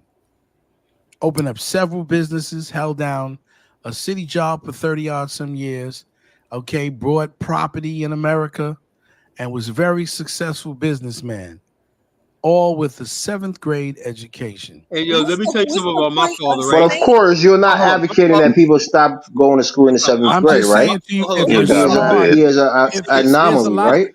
Let me tell you this. Dollar Bill, we still got acknowledge times back then is way different than are now. I'm talking. My father didn't go past 10th grade, right? But I tell you right now, he was a pastor and stuff like that. He was a minister or whatever like that. Where he used to have these books, right? The original Bible translation, and they were like 12 inches thick, right? In Greek. And he basically would translate the original text of the Bible, right? In English and everything like that. He was basically, so he used to have books, and then he was writing, and my father was an author too. Colin, you got it from your daddy. You smart like your daddy. We get it. He was really brilliant, you know? And so this idea, he didn't have nothing more than 10th grade education. And everything like that. He was like the most read, educated person I ever met in my life. What's the point of saying they don't read below? They read below their grade level because they have reading. That's another dig at African Americans. They have these tests that the kids take. It ain't true though. But it ain't true though. We still doing better than you, Elvis. You talking about your village back then? I mean, dude, did you come on this panel to attack me tonight, Ben Yusuf? I think our beef is over. Don't come attack me tonight. Yeah, you always talking about Black Americans, man. Hold on one second. I mean, we're talking about black kids. You think they want to test Black American kids? They're talking about black kids in general. They test everybody. They test everybody. Yeah, they test everybody, man. I don't know why you're getting so butthurt about it. Back in the 1990s and the 1980s, they said the same exact shit at black boys then. Exactly. And today, those same black boys, majority are in the middle class or higher. And they did that without being able to read. Listen, be specific. You know the reason why I got my first. The reason why I got my first master's is because I knew this idiot at the job. I knew this idiot at the job who got his master's, and I said, "Damn, if this retard can get a master's, I better go out and get me one." Okay, so listen, there are people who are just brilliant. Some people are just born brilliant. Okay. My father-in-law was a polyglot. Okay, he did all kinds of business. He traveled out of the country. He even taught beekeeping. Okay, from Israel. The people in Israel used to pay this black man to come to their country to teach them beekeeping, right? And so I got proof of that. And so I'm saying to you, this is a man with a 7th grade education. Malcolm X self-taught himself. He memorized the dictionary, okay, in his cell.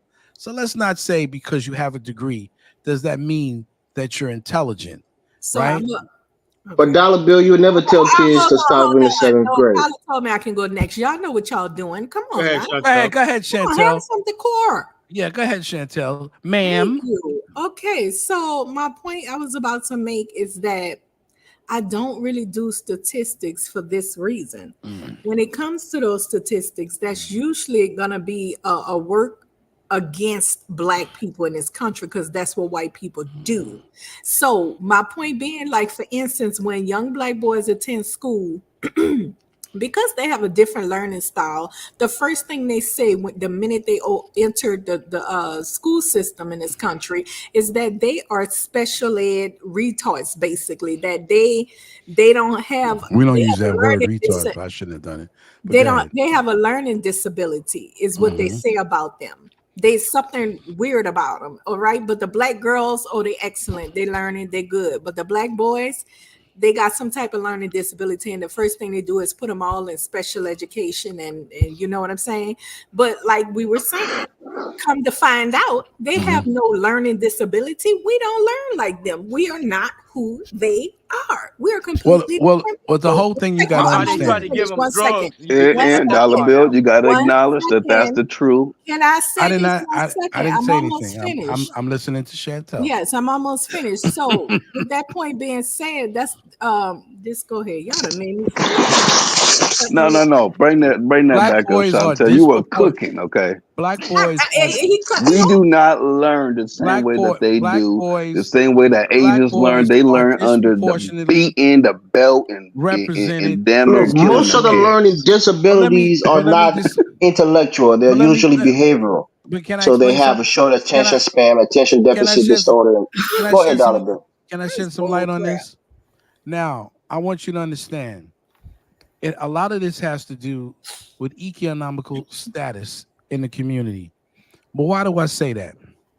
White folks would love to have their children diagnosed as special ed. Do you know why? Does anybody know why? I can speculate, but I'm not sure. Because they all on Ritalin as soon as they hit kindergarten. Yes, that's not what I'm saying. It's facts. That's not what I'm saying.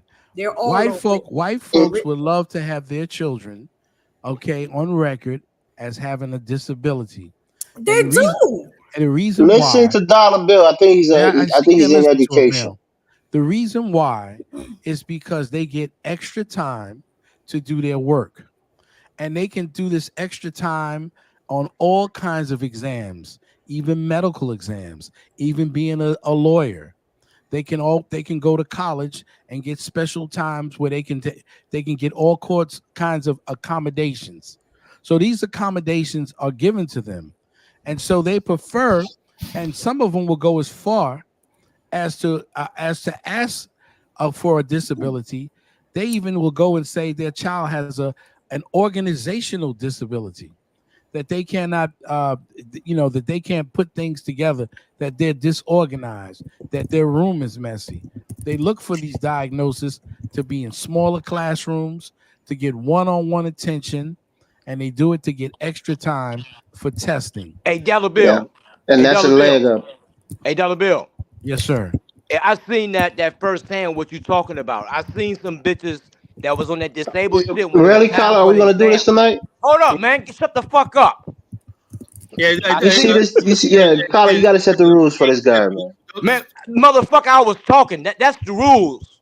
Colin's trying to tell you something, man. No, I'm just saying, Ben, can we refrain from using the B word, man? All right, man. All right. This brother's got diarrhea in the mouth. I was talking to Dollar Bill. All right, thank you. All right.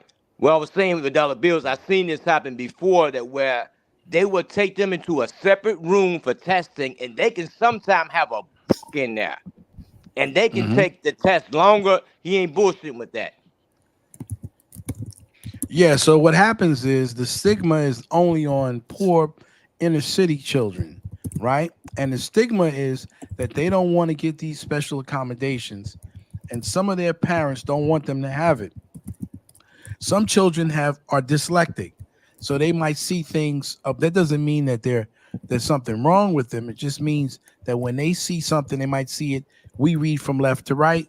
They might see it from right to left, right? Yeah, they need to be reading Arabic or Hebrew then. So they need to have strategies to use to help these children with their learning.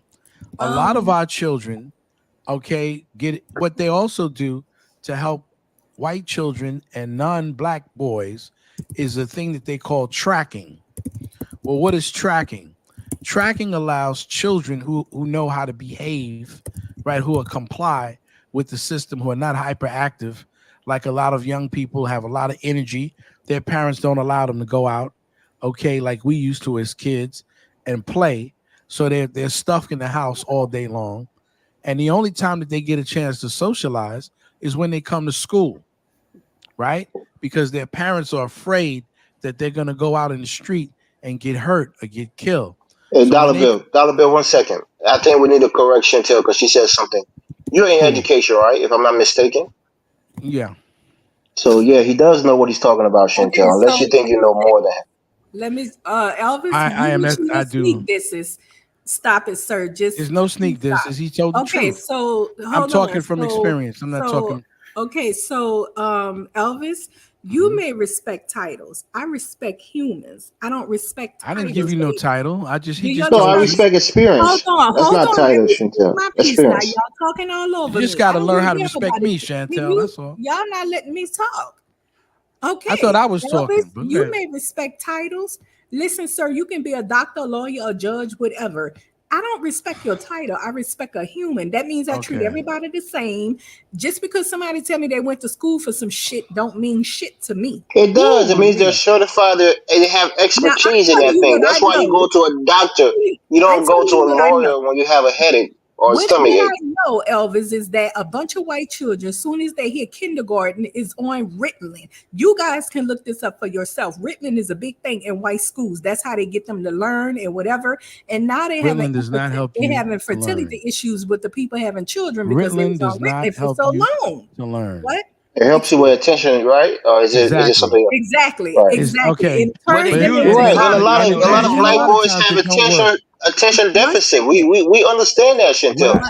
Let me speak. You're not letting me speak. Dollar Bill, let us speak, please. Let's be fair to her. Let us speak.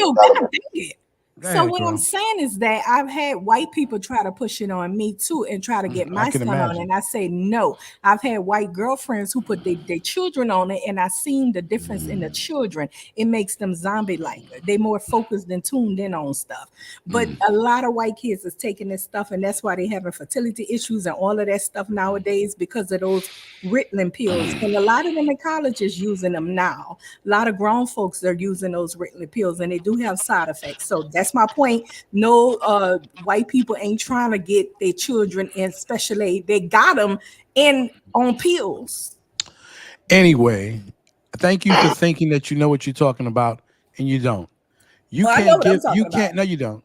You can't. Yes, I do. We can look at it. You don't, Chantel. You're not in education. You're not an expert. You don't have the expertise in that field. Hey, Dollar Bill, they do use that. You do things. You're looking at Google statistics, and you say you don't care about statistics.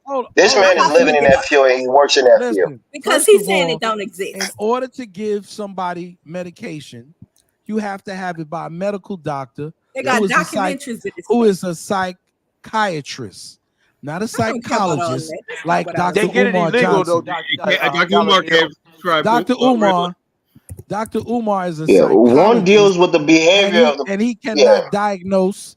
He can diagnose, but he cannot treat anyone with with a psychotropic medication. Only person that can do well, that's what Ritalin is, young lady. Sir, we're talking I can see about why they tried to give it about a lot of children being on it that's white. We ain't talking about because they medically qualify for it. That's why they test them and they need it medically. That a lot of white children, parents don't want them in special ed. Parents want them on they want them in special ed. I said, for some educational advantage. That's true, Chantel. I can attest to that. All over me though. Even Ben said that. A lot of white people got their children on pills, which automatically qualifies them for special education services, sir. You can't just put your kids on pill because you want to. A doctor has to certify. Chantel, I'm not trying to flex on you.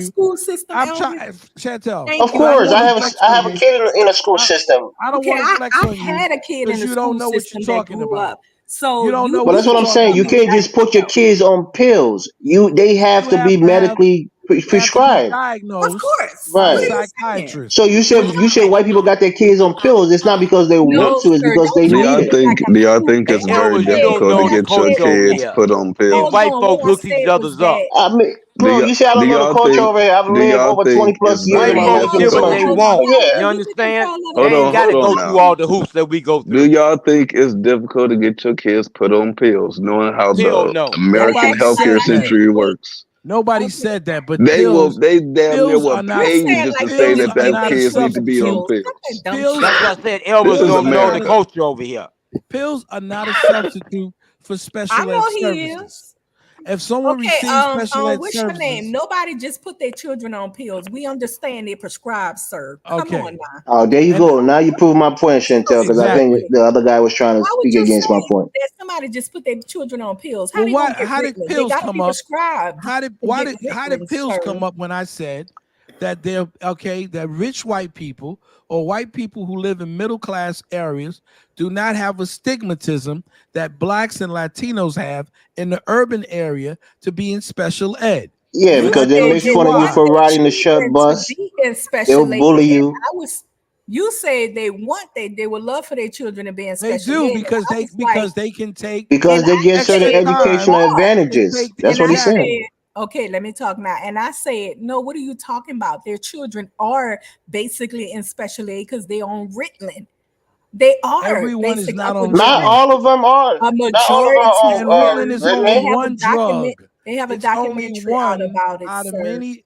I've That's seen the only documentary. one drug out of many drugs that are Ritalin, sir. prescribed I've seen to the children. documentary. You ain't gonna tell me after I watched Well, a I don't real care, life but you seen it, but you didn't know what you was looking But at. you know, black kids are on Ritalin You too, didn't know right, Chantel? what you was reading or looking at. You didn't know what you were looking at. You didn't know what you were looking at. My comprehension is excellent, sir. I I know, don't know about yours, but you yeah, didn't I know. know. Chantel, this is not your field, You're sister. not This is my his Exactly. field, field. Just sir. like I don't somebody give a who shit don't about know what they're a talking about certificate is or rambling degree on. or whatever I can y'all see talking why they about. wanted to hit you with some Ritalin. Yeah, you get them. Don't make it personal. We can disagree, but Elvis, let's not you make got it No, off personal. because you need to focus on Africa. So back off Why me did with the he can't conversation. You're focus doing on a the double whole? team thing. Oh, come You're on. doing a double I team thing. mean, I don't like people who double no, I'm team. not doing that, Chantel. I'm trying to be fair here. I'm telling You you being that reasonable. You this is his area unreasonable. of expertise. You're You the have to reason respect why. him. Elvis, you You're the don't know reason the why American brothers. echelon, brother. You're the reason why Back brothers are off a going second. and Let me and passports him go at it. looking for Don't jump women double outside team. of I know what America you're doing, dude. You because of sneaky. your You be sneak combative dissing and nature. shit. I don't like that. Because I of your mean, look, combative Chantel, nature. you've heard me on these You platforms for got the And you're longest. If angry I with have something to Kala. say to somebody, I You're say it. angry with Kala I don't just because come on he this got a platform looking beautiful for young beef wife and looking for from schism. not Africa. really a That's not friend. me. But If I look, have an Kala, issue, I'll now you address it. know why.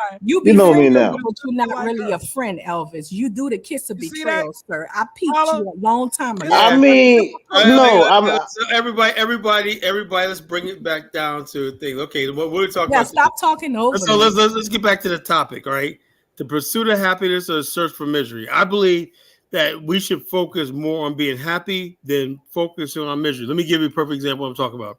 Yes, sir. Umar Johnson just said, right? I don't know what this is allegedly. He said that he comes out defending Diddy.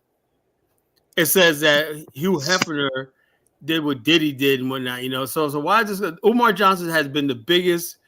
Oh man, the rappers ain't shit. They destroyed the culture, everything. But now, could it be that somebody slipped Umar an envelope or something like He's that? telling the truth, Carla. That's what it is. Maybe he was at a Diddy party. Come on, Ben, stop. He's telling the truth. Come on. Get out of What here. was the difference in Ain't Diddy nothing moved than but Hugh the money, Hefner, though? Ben. But bottom line, Diddy's looking for support. Right now he does like this. The bottom line is you can't defend Diddy. I heard it was a 60-year-old kid at one of his parties. He drugged grown men. When you drug people, whatnot, people sit there, went there. Next thing you know, they've been taken advantage because of drug. When you drug somebody, Tyler, you know this is a touchy. Allegedly, You know brother. this is Allegedly. a touchy subject for somebody on the panel. I don't think you should bring it back up. no, I want to talk Yeah, about. I'm talking about. it's a very touchy subject. Let's talk about No, But it's he had a something we gotta 6-year-old talk kid about. at his party, but he Hold on, wasn't charged for no 6-year-old kid shit. All I'm saying is, why basically go down this road? Black people could just ignore this topic, right, and move on, right? Diddy or whatever happens, what happens.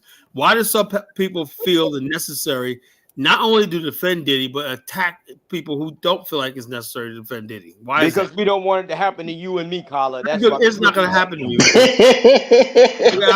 been on that road, man. I'm not going to do. We've been there. We're not trying to go back there again. I don't come on this platform to fight with people, man. I want to have an intuitive conversation. It's not going to happen to me. Bro. I don't want to have any friction. Really. Concern, but can I say something? Go ahead, Dollar Bill. Not only did he have baby oil, I spoke to a young lady that I know. He also has something called liquid ecstasy. What the hell's that? Now, she told me it's called G in the streets.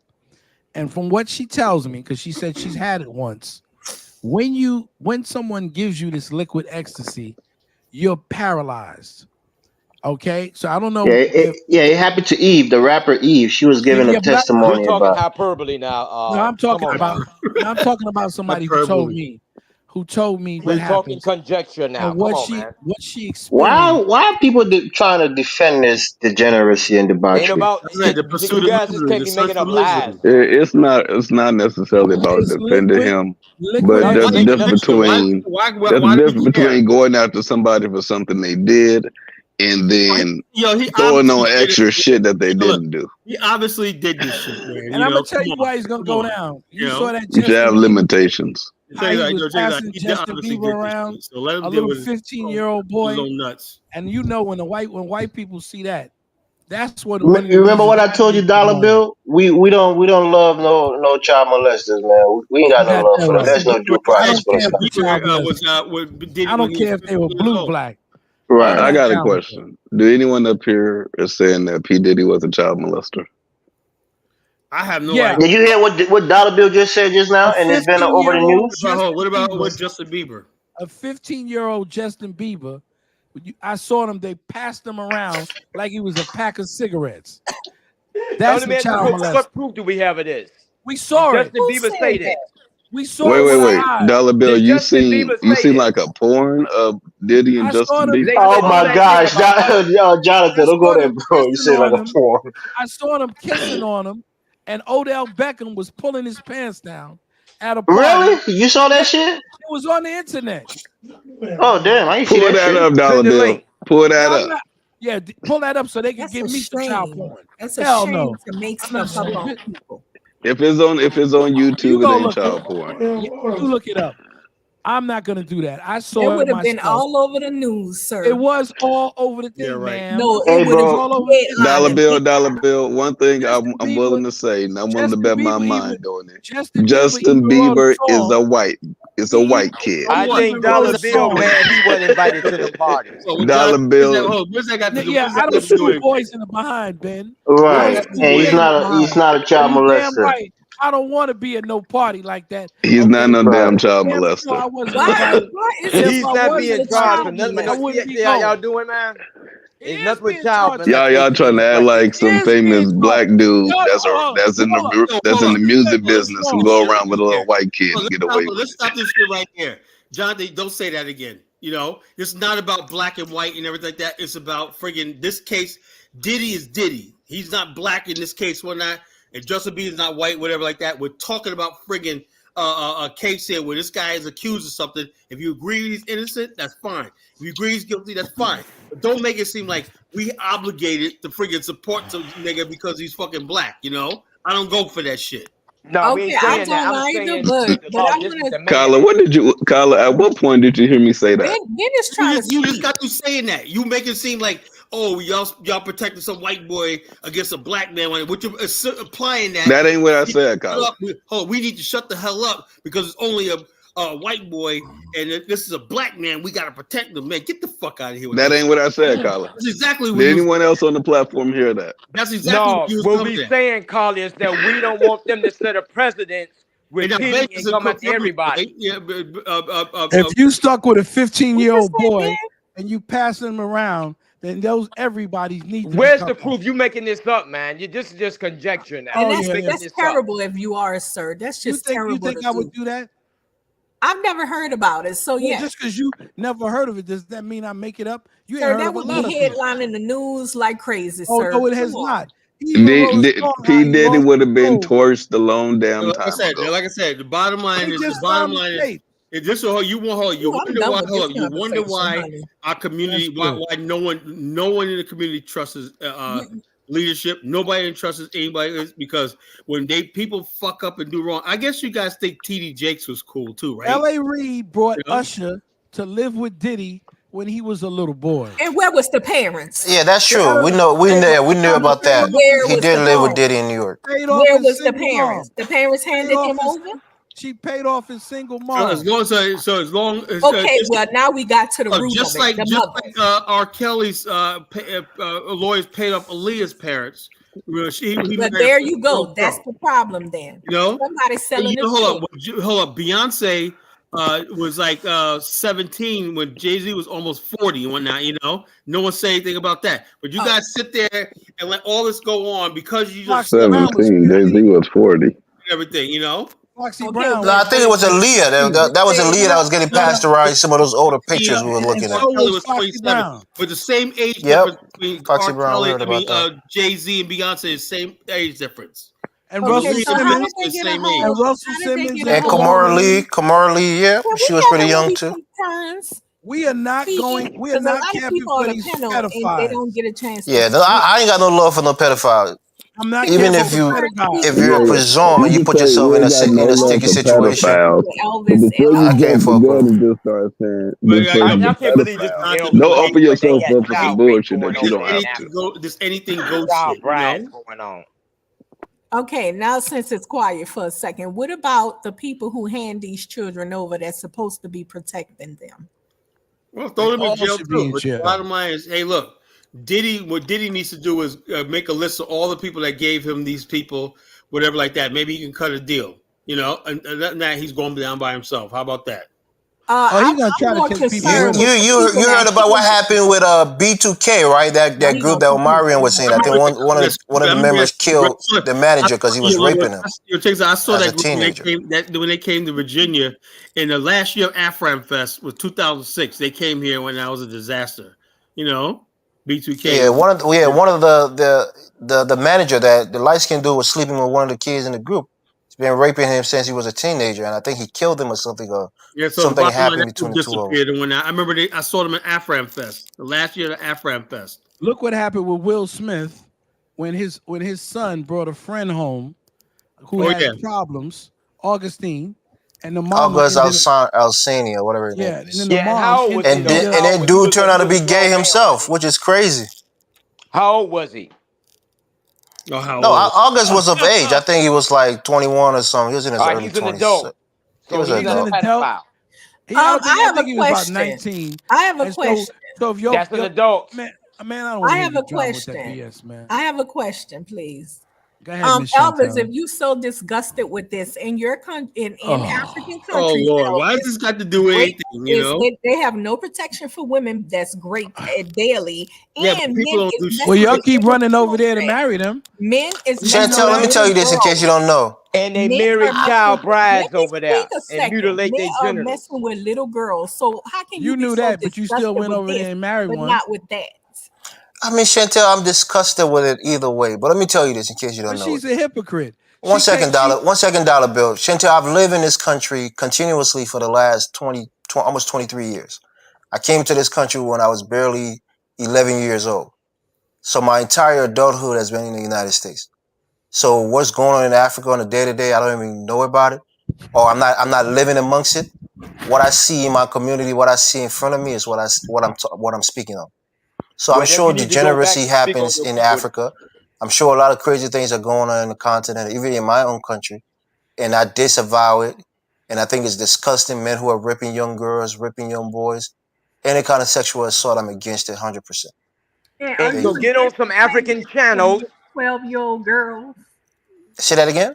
Are you disgusted with the fact they can marry 12-year-old girls? And where was this at? Yes, very much disgusted with it. If it's happening, I'm disgusted with it. And mutilating their genitals. I've spoken against it also. That's not right.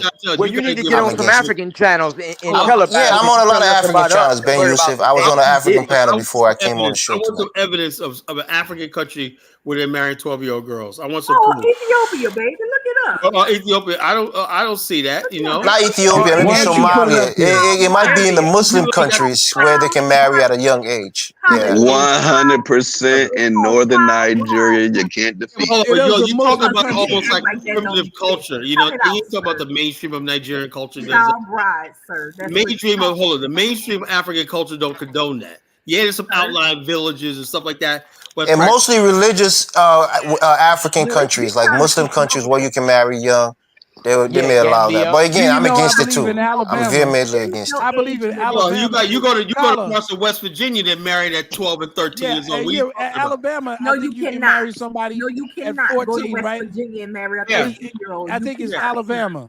No, You know you why I know? You actually can. We don't mutilate our women's You can, but the Whether y'all age, know it or yeah, you not. got to be similar in age. I think the Child- person has to be under 18. Child No, you marriage is a thing in the United States of America. Elvis Presley Okay, where can you go marry a child? was a pedophile. And what is his name too? It's another white guy that was a rock and roll guy to marry his cousin. Jerry Lee Lewis. Oh yeah, Jerry Lee Lewis. Hey, there you go. Yeah. Okay, no, that's way back. Roman Polanski. Jonathan, today, where can you go marry? 13-year-old girl. Oh, now it's just today. Yeah, it still happens. The laws, sir. It still happens, Where can Chantel. you go get married? And I'll give you an example. In California, it happens every year. There's thousands of Well, kids young from the girls ages of that they have 13 open and their 17 that market get in the married. selling community. kids in Africa. I gotta Mexican kids mostly, right, Jonathan? Because that's part of that culture. Once they hit that quinceañera, they're eligible. Them, it's usually immigrant kids. What people have to understand is that y'all look at this thing called the statute, the age of consent thing, right? Y'all be like, in order to do something, you got to be 18 years old. What you forget is they got emancipation. You can get married and bring your young bride over there. There's other ways for there to be child marriage in the United States of America. People born and raised in America. We're not talking about immigrants. It's the same thing. It doesn't change. It's completely different. In America, they don't do that. That's not legal. They changed that. No, they don't. It does happen, Chantel, in certain places. It's not widespread, but it happens. Pull it up. Somebody. If the parents agree, it's legal. If the court allows it, it's legal, and they allow it. No. They can have a child bride. I mean, Chantel, you just refuse to accept facts. You don't like it when it doesn't agree with your narrative. No, it's true. Jonathan is saying it, and I'm saying it. It's true. It happens. Shit over there. There's two people saying it. I gotta believe it, darling. What are you talking about? You don't believe nothing that anybody says. No, I don't. You're right. Hey, Dollar Bill, you know they do a lot of weird shit over there. Come on now. They do a lot of shit everywhere. I mean, this guy, he hates Africa with a passion, bro. You think weird I shit get it, is dog. just in Africa. You know. According to California law, you know in Gambia they got those French men going down there get married as long as the parent and the judge signs it off. Priests that are screwing these little altar boys. Thank you for that quick research, Jonathan. You did us all a favor. They got the French going down there fucking them little boys. Screwing these boys. These little altar boys. Yeah, and that's wrong. That's bad. Yeah, same thing with the priests. What about these? That's wrong too. That are having sex. Can I read it to you guys? Okay. From what is your source? Why don't you bring it up? Okay, look up there on Gambia on the beaches. The little boys laid out and them Frenchmen coming down there in broad daylight. You're right. It happens there too, right? Yeah. So is that Elvis's fault? Did he bring? Well, I'm just telling you, the Elvis need to get off our case. Fuck P Diddy. I'm not getting on any. This is not about ethnicity. It's about anything that's wrong in the society. That's what we're talking about. If it was a white man, a Chinese man, we'll be talking against it. I mean, this guy just have a problem against me, which is fine. But I'm not here to fight with him. You know, I want peace. He just wants to fight with you. Yeah, I'm all about peace, man. I don't want to fight with you. I just read that they do have some ways you can marry at 13 in America, but it's disgusting. I still consider but they do it though. But you said they do it. It's disgusting, yeah, but they do it, Chantel. You know it. And they marry their own sister. They do incest. And we ain't talking about no crackers. Or why? They get an immunity card, get out of jail card? No, because y'all like to talk about Black Americans. We ain't married. And what am I? Keep it there. And what am I? A Caribbean. I'm a Caribbean. You know what, Chantel? You did mention that you have that Bohemian in you, so I think she's using that against you. Caribbeans a lot. And he said he got Jamaican and Bahamian and Barbados relatives. No. And he be like, my relatives. No. I'm just fucking with you, Dollar Bill. I know. But listen, that come first from of all, you have 4 grandparents. You have 4, right? You have grandparents. You got 2. Yeah, but only one of yours is from the Bahamas, right? Or Barbados. Exactly. So you got 4. So what is she talking about? Now I'm a Caribbean. Chantel, hey, you gotta be pure blood, man. If you got one drop, like you ain't Black American, dog. You got that family in your blood, brother. You got the white people in yours. You got white people. You come over here talking smack. Get out of here. Now we know you a full-blooded black man. Cut the drama. I got admixture, brother. I'm from the West. You know that. No, you got crackers in you. Stop with that. Damn, Dollar Bill, man. Let's keep it peaceful, man. No need for all that shit. I'm a mud. I ain't got no problem with that. So stop trying to get the purity crap. That's why he hits Africa so much, man, because he's damn near a white man. Stop with the purity thing, brother. Stop it, man. Come on, man. We got to stop being more. I'm just fucking with you, Dollar Bill. By Puffy, but a whole lot of people and the first time I heard Chantel, she thinks she's a little Indian girl. Chantel's like 45% Cherokee Indian. Great grandparent. All this Cherokee. That's it. I'm a Black American. Why you on the show with those pretendians? Well, I'm Geechee shit. Now you again. You say he's for the West, but now he's Geechee. All right. Yeah, it's North Carolina, nigga. North Carolina's in the East, bro. Not in the West. North Carolina too. Now, right? That's say the Westy nigga. You're so dumb. I'm talking about the Western Hemisphere, nigga. Okay, all right. Yeah. Okay. The way he say nigga, you know he's from Carolina. Right. Oh my God. Yeah, Chantel, let me say something. You're an Indian girl. That's the first time you told me you was in the Trail of Tears. She said she got Native and African ancestry. No, she was not about European, Cherokee Native, and we all know you a Creole from Louisiana. African. We all have. That means you possibly Haitian in indigenous. But Chantel, are you majority Black African? Are you majority Black African, Chantel? We are not. You might have Haitian. We are not Africans anymore. So are you majority Black African in your DNA? We have been removed for hundreds of years from Africa. Is your DNA majority Black African? Is my question. Sir, no, it's not, sir. All right. So then you're not Black then. If you're not Black African, you ain't Black. I'm not Black. So Chantel is something else. Okay, why y'all talking about She's Black American. I'm not Black African either, nigga. We know that, and we're not claiming your ass, bro. So I'm gonna say this again. Let me speak, please. We are an admixture of people. Admixture. Who's admixing you? I'm not from Betty Crocker. I'm trying to speak. You an admixture. I'm trying to speak. So I know y'all don't want to admit you got the white man blood flowing through you. Oh, you got the European blood. Number 2, you got some of us have indigenous bloodline, and then we have African. We are a mixture of people. You're an admixture, so you're a cake, not right? Africans. Our ancestors were Africans, sir. She's a cake batter, man. She's a cake batter. Just add a little water. Genesis, brother. Okay, Kyla, can you get control of the panel? Because they're just talking all over me. You are confused, sister. Just face the facts. And would you stop being disrespectful and talking all over me? I'm trying to make a point. Disrespectful. You keep cutting me off, and I'm talking, sir. You keep telling me what I don't know, and I'm telling you sir, things you don't know. I'm telling you what I said I am and what I consider my people. She's a beautiful Black American woman. Yeah, we all mixed here, Dollar Bill. You know that. I'm not. Dollar Bill. Dollar Bill Black on both sides, man. I'm Black on both sides. Definitely. I don't know nobody. I don't know. Dollar Bill, you lied to Dollar Bill is not a. Dollar Bill is not a. What tribe would my grandmother come from then? And she went back to Africa. Black. He's not a 16th white on his grandmom's side. He's Black on both sides, man. So if one was Black from the Caribbean, and the other one is Black from South Carolina. You don't want to admit you got white great grandpa. I ain't got no white great grandma. And white great grandma. No, I do not. Y'all don't want to admit that white man. No, I don't. I got some of them things in my family, Chantel. Yeah, we all got it. Chantel she like to get because I know what it is, Chantel. I know what it is. Damn it. I know. No, want a sir. cake next to me Unfortunately, because what you happened want was to our ethically cleanse ancestors were that crack out of taken you. advantage of, and so we do Hey, have Dollar a Bill, lot it's of called grandparents that's ethnogenesis, white. brother. You understand that? It's Yep. ethnogenesis. She wants to out cleanse them crackers out of. That's why she come on this show. Spell ethnogenesis. Nigga, this ain't a spelling bee. That ain't an East Indian. This is ethnogenesis. You know how we used to do shit on the school grind, nigga. They started trying to use a big word, say spell it, nigga. No, we are I'm just fucking with you, ethnic. Ben. It's all love. We are a Just gotta total sound new it out. ethnic group. Elvis. No. Okay, F.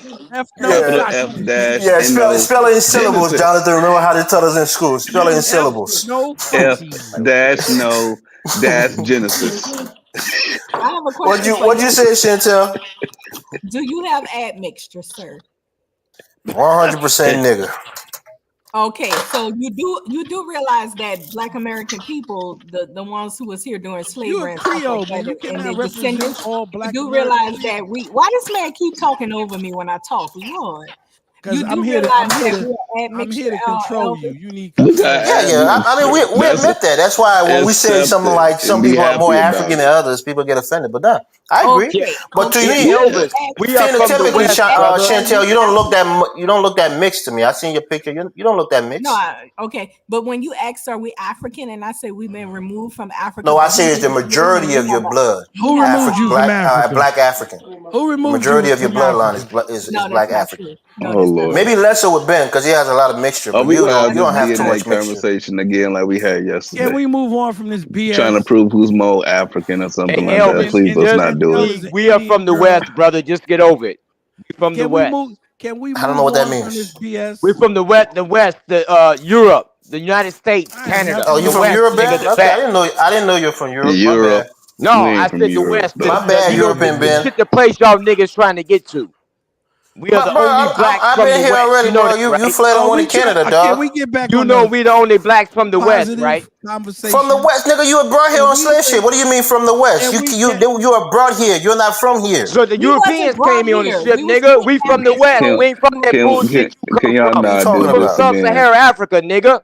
Yeah, that's where your ancestors come from Sub-Saharan Africa. Nigga. No. You hate your African blood. You're embarrassed of it. You're ashamed of it. Why your ass Let up me give you a breaking news. You're a Why Black you in the African, my West then, friend. nigga? That blood is in you. You hate it, but it's in you, you dog. trying to get some of it, nigga. You ain't down there in that bullshit Black in Africa. African. You're not in America either, dog. You fled to Canada. In that mud hut right now, is you, nigga? Yeah, you're not in the United States, bro. You're in Canada somewhere. I'm So still in the West, nigga. I'm here. I'm still in the West. I'm living in a nice house. Yeah, in the driving West, a nice nigga. car, enjoying all the nice food, in the West, enjoying all this nigga. nice, American in air. The West. Be mad. You can be mad all you want, but I'm here, dog, and I'm staying. That's right. To say that I'm here to stay, dog. And you're not here. You're in Canada. No, I'm in the West, nigga. Yeah, I'm in the West too, dog. So what's the flex? I'm here, you're here. What's the flex?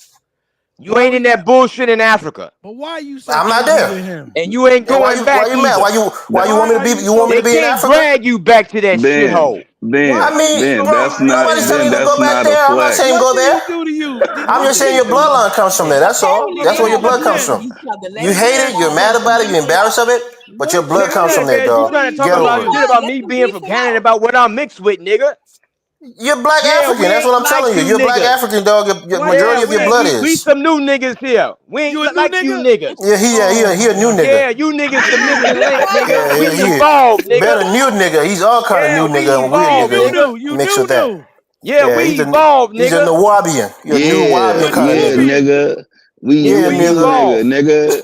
Yeah, that every filler word is a curse word. Slave master, Indian slave master. It's gonna be for you today. And pretend to be up. Obviously, they have an issue. So let them hash it out, guys. Please let them. I don't want to hear it. I don't want to hear that shit. But they're never gonna get past it if they don't hash it out. I don't want to hear the bullshit. It's I think Ben issue was me because I called him out for trying to kick sign a peace treaty and leave it at that. Nah, I mean I want peace, but I'm war ready. If Ben wants to go there, we can go there. You know how I go. Ben signed a peace treaty. Ben, what do you have? What you got against Elvis? Or Elvis, what you got against Ben? Why you doing this, Chantel? I called Ben out the other night for caping for pedophiles, and I'm against it. I also call them out for calling out women bitches. I said these kind of platforms we don't condone, blatant disrespect to black women for with no provocation. I was against it. All right, Those are my 2 I'll let you points. finish, nigga. Then I'm gonna talk. Go ahead. Those are my 2 points. That's what I had against you. All right, I said what I had to say. I'm gonna talk done now, with it. nigga. It's my turn now. Oh, One, nigga, you're lying. I said all women ain't queens. That's worldwide. I said some women are bitches, some women are hoes, some women are not above an ass whooping. Nobody's above reproach, nigga. That's and I so still sad. stand on that. And that kind of rhetoric is the rhetoric that I Wait. He was quiet when everybody else was talking. Let him talk. You got to earn that title to be a queen. It's bitches that are in prison for letting motherfuckers fuck their children. Are they a goddamn queen, nigga? Oh my God. I agree. I mean, so we have. I agree with that too. So what we So gonna we do? done. It's done now. Are we finished now with this? Yeah, it's done. Fuckery? We hashed it out. Can we finish with the fuckery now and get back on some real? Right stuff? now, I'm gonna hash something out with you, Dollar Bill. You've been wanting to do that, but I'll give you a Dollar Bill. Let her get it out. I think you're trying to flirt with me, and I'm not interested, sir. No offense. Wow. Hold on, Dollar Bill. You ain't gonna be flirting with my Chantel. I don't want you, Chantel. You're too unruly for me, honey. You're too unruly for me. I'm sorry. I'm sorry. You are too unruly, and I'm not gonna be P. Diddy with Cassie going to jail for a woman with a big mouth. Okay, we got it out. So we both know that you're not interested. I try to make fun. No, I'm not interested in you, seriously. Because you know why? You know why, and I told you why. You got you too fly at the mouth. Oh, okay. All right, we can move on. Okay. And that, ladies and gentlemen, is how you solve a war. Okay. A war peace. Okay. So to all my brothers in Nigeria and Jamaica and Black America, put the guns down and let's talk about it. Amen. Y'all are crazy. That's seriously crazy. That's seriously crazy. That's an example of how we can now solve our problems. Let's just talk about it. And it took a woman to do it. Yes. I don't know. You see that we need that feminine energy around. You see that? Now, Chantel, you missed it a couple of days ago. Dollar Bill was up here speaking his poems and stuff. And it was real deep. Dollar Bill spit one of them things. I like his poems, bro. Already. Dollar Bill spit one of them poems. As we lay down deep in the bed. You know what I think it is, Chantel? I think you like me. Shut up, Jonathan. I think that's the issue here. Flowers above our heads. I have a question for y'all. You rubbing my dreads. I have a question. I was listening to Afrodamus panel before I came over here, and they had a Jamaican guy on there. He was really angry, and he was talking about how he code switched from Jamaican to Black American because he was he lived in America since he was 3, born and raised here, whatever, and he code switched. He says so, and then he was threatening to kill and all that, talking about how they be jungle killing niggas or whatever. So from my experience, I have come across a lot of Caribbeans that's be calling themselves Black American, but they're not Black American, and they be on a killer side. You know what I'm saying? Misrepresenting us and saying that they one of us when that time come, when the shit hit the fan, they be like, "Oh, I'm Black American," but they really not. So what you think about this code switching and them faking like they us? And it's something that Black people. It's something that Black people do with white people, right? So I don't, you don't speak like the way, sometimes, that you speak in front of your people, that you go out and speak with white people in a corporate situation, right? Do you? Well, no, I'm more talking about Black people within the Black place. Yeah, well, I'm just saying that it's code switching. People code switch, and I don't have a problem. I'm not going to sit around and worry about if people do things bad and they're really a Caribbean as opposed to being an African American. I'm just going to look at what a person did, right? Because that's more important. What a person did, not where they came from, right?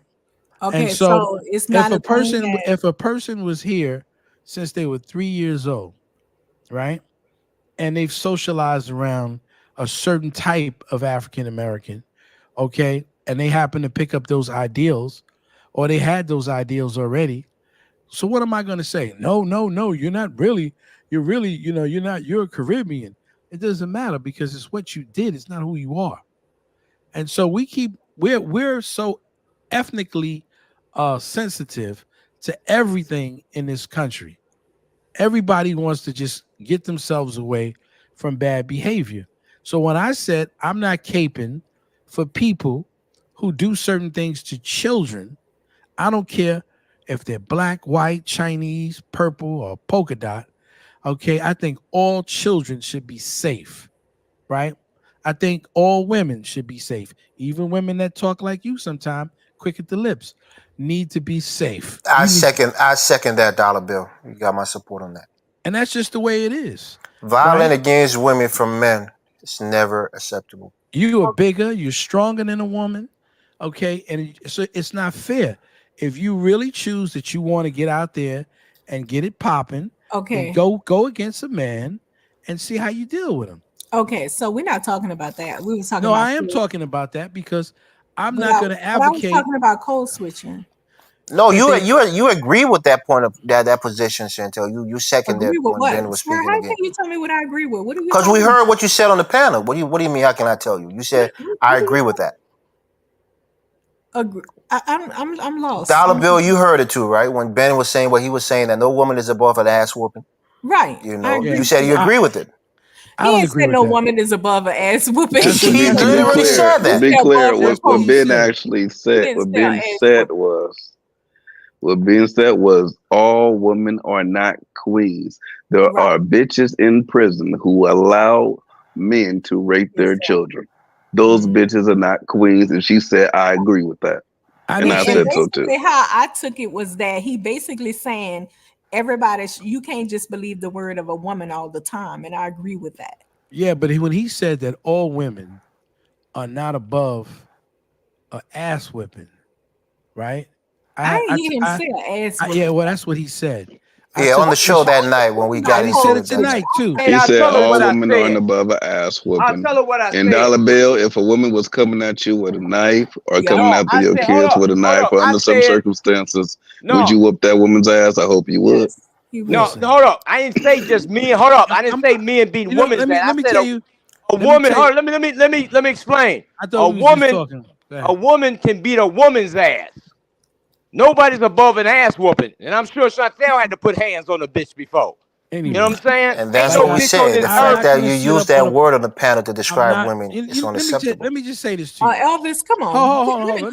I mean, Chantel, you like people calling you bitch? Should I start calling you bitch every time I refer to you, Chantel? Is that what you want? You want me to start calling you bitch? We call each other bitches all the time. No, that's not what we want on this platform, man. We haven't called you Elvis. I talk to Carla. When I talk to Carla, I call Carla. When I talk to Dollar Bill, I call him Dollar Bill. When I talk to Jonathan, I call him Jonathan. I don't call him bitch. I didn't call Chantel. Come on, man. I called her by her name. Can I say this? Go ahead. Can I say this? I used to counsel people at one time years ago in my career. And one of the things that I explained to the guy who was having a domestic violence situation with his wife, when you don't hit a woman named, I'm not interested. Excuse me, I don't care if you're interested. Maybe somebody else. About Rob flirted with me. I'm not flirting with you, woman. No, the guy in the chat. Oh, everybody's flirting with you. Stop it. I think Chantel got a new man. She's trying to show her loyalty. Yeah, exactly. I'm not interested. Okay, then. Anyway, he almost made me lose my train. You don't hit Chantel. You don't hit Mystic Dime, right? But when you start degrading a woman to the point where you call her a bitch, it's okay for you to slap a bitch. It's okay for you to beat a bitch. It's okay for you to kill a bitch. So you have already demonized her and demeaning her down to the lowest level. That is why it becomes easy. Did I say that, Dollar Bill? No, I'm not saying what you said. I'm talking about when people call women bitches. That's why. Okay, there's no women problem. Call women bitches all the time. Well, let them call each other bitches.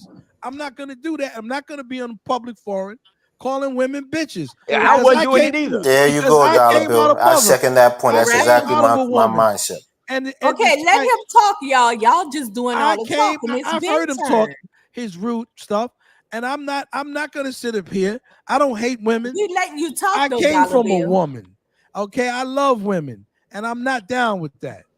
And women ain't all queens still. So now what? Well, you know what? Tupac says, even as a dope fiend mama, she was still a And black he also queen. called That's women his mama, he Dollar also called Bill. women That's bitches, right. though. And everybody, And some mama, outside of his mama, the rest of bitches somebody's and sister, hoes. He also somebody's Everywhere we auntie. come on, So is Dollar the woman Bill. that drowned her 7 kids the queen? Answer me that. Listen, Is the I'm not woman Hell that gonna no. get drowned up her on a 7 public kids the forum. queen? Let God deal Dollar with Bill, her let and let somebody God else judge talk her. so we I Dollar think Bill. Ben Yusuf might be traumatized. Maybe some Is the women did some woman things to him that left him that threw her traumatized. kids in the river for a man and drowned them? Is Obviously. she a queen? Listen, as I Yes or stated no? before, as Is a the- man, I'm not You gonna didn't answer get my on question. a Ask you about She's the man. she's a woman with mental health issues. There are crazy Okay? women out There are there. There are people women who who have have mental health problems. issues, I who said, was have she a behavioral queen? issues. They have Okay, but problems and they have Who? issues. I mean, I don't even subscribe to the mindset that women are queens. I don't subscribe to that. Women are women. They're human beings. No, Listen. you I talking don't about give them any queens, kind of nigga. extra elevation, but I still don't just I'll elevate degrade my them. sisters. You know, I'll elevate my sisters because I want to be treated like a king, and I treat my woman like a But you queen. gotta earn to be a You gotta king, earn nigga. that, Ty. You gotta Well, earn that's that, right. Dollar Everything is Bill. earned. yeah. Everything is earned. My thing is, I'm not telling you to just Come praise on. women out the wazoo, but don't come on this Listen, platform and start calling and women for, bitches let me know and what I think we're tell just going to allow you to do that. That's you the know point what that I I'm making tell to my you. kids But he at did not school. directly call Do you somebody know what a it bitch. takes for? And see, a lot of men have not been there when their children were born. I happen to have been there when my kids were born. Do you know what it takes for a woman to bring forth life in this earth? Do you see when Yeah. she can almost die? Yeah, we saw that. I mean, come You on, Dollar Bill. understand? So We if you see it, don't bro. have no We understand. respect, see, the problem is if we don't have any respect for the vessel that brings forth life to us, then we're finished. We're done. You're right, Dollar Dollar Bill. And that's Bill. why other We're men have done. to Dollar Bill. hold other men I accountable. respect that so We're done. much. They We're were done. created to do that. I don't care what we were created to be providers, as and a lot of us special, don't do it. we can't make every little thing special that we Well, were that was created special and for made me. to do.